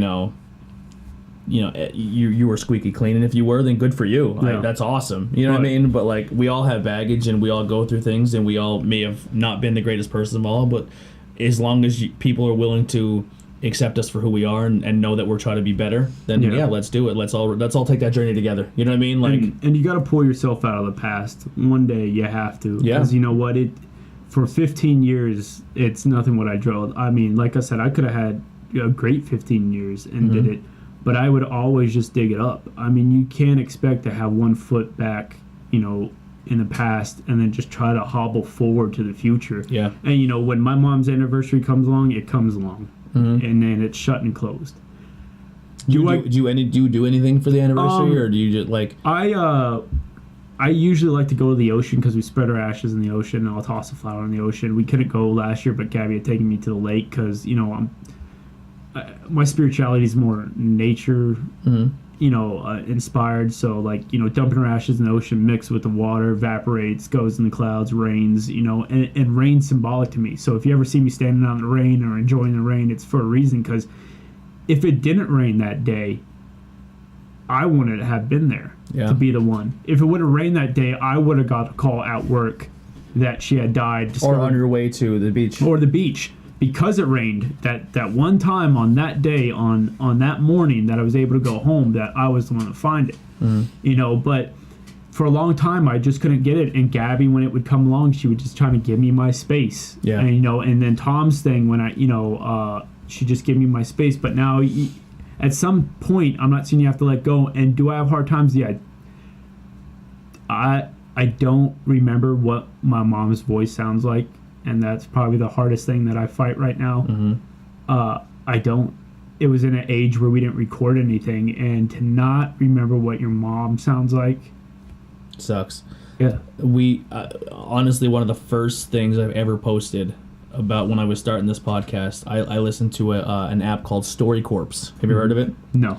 So they literally set up these boxes in New York City, and it would be just like you walk in and it had like a series of questions, and it'd be like, come in with a story or something to talk about, and they were just these open boxes, and they would take all the audio and categorize, like put it in like something. It was always accessible, right? And it would just be these stories, and it literally started off with an app on your phone that you just sit down and you just had a conversation, just like we're doing now. It was kind of like a podcast, but they have a podcast where they kind of take a bunch of stories and split them up. Yeah. But they're some of the most powerful stories are just like human emotion of all time. And one of the biggest things was when I started this, my first interview I wanted to do was my gram. I only have one grandparent left. Everybody else they're all gone.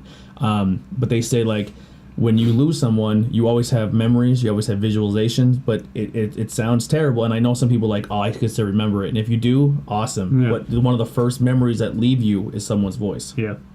And so when I made this podcast, like the biggest thing I want to do is I wanted to sit down and do the one white gram. I've seen that, because now I have that forever. And that's why I try to encourage people. Like, a lot of people are like, well, I don't want to do your podcast. I was like, well, why? And they're like, because I don't have a sad story to tell. I'm like, these don't have to be sad stories. Not everything has to be like, you know, I mean, I think these stories are very helpful for me and for other people listening. But if you just want to sit with your dad or your grandparent or your mom, like how you're saying, like, they're not always going to be there. No. If you just want to, like I'm doing an interview this month where it's just a guy and his dad sitting down and they're just going to talk music.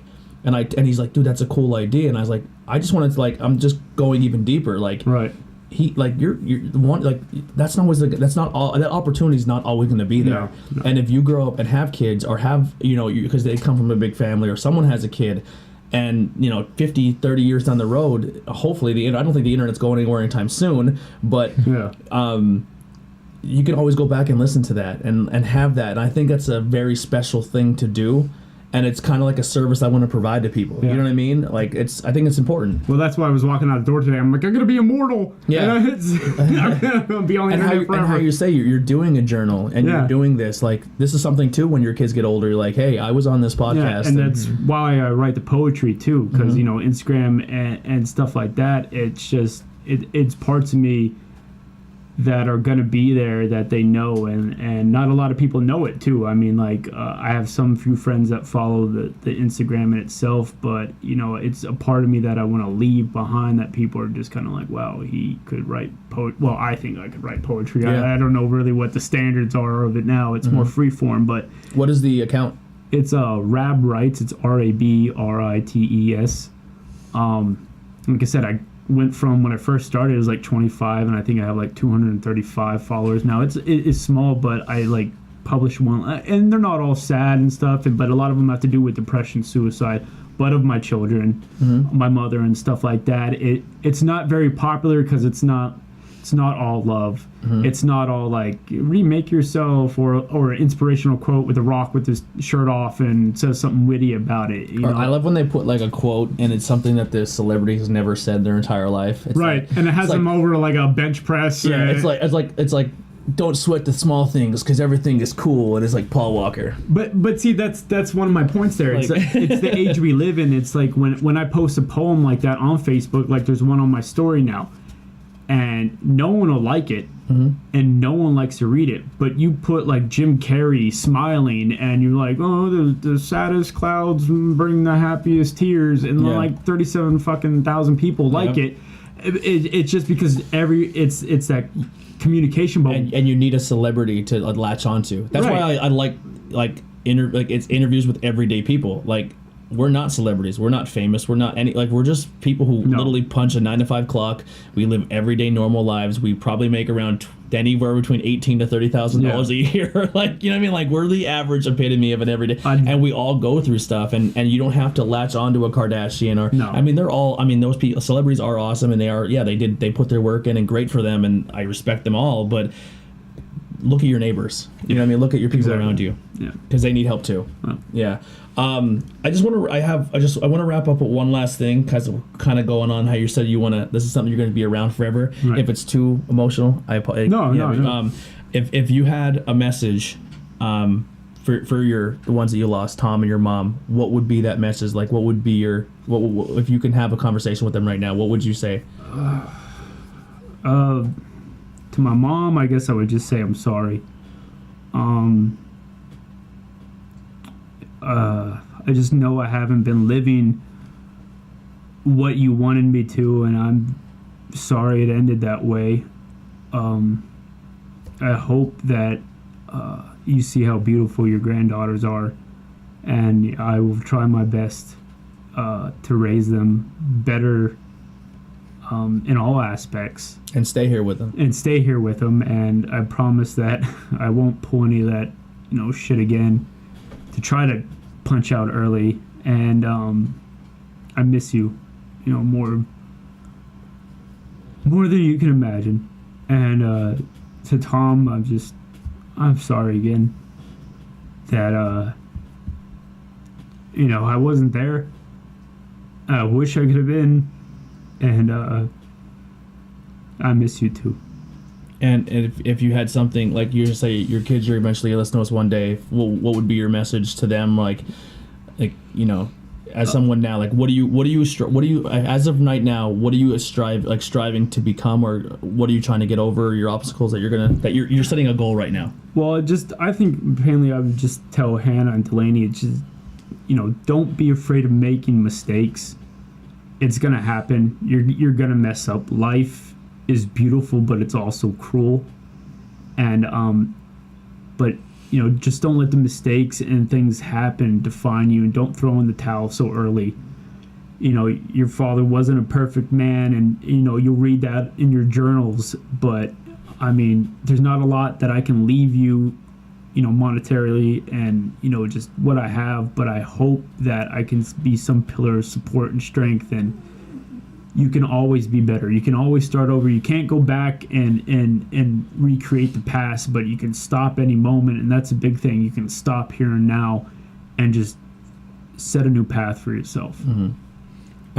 Just the last thing I want to close out is reach out to people. If you haven't talked to someone in a while, if you're worried about someone, have that conversation. You may not think it does a difference, but for someone who does struggle, those how you doing conversations do help.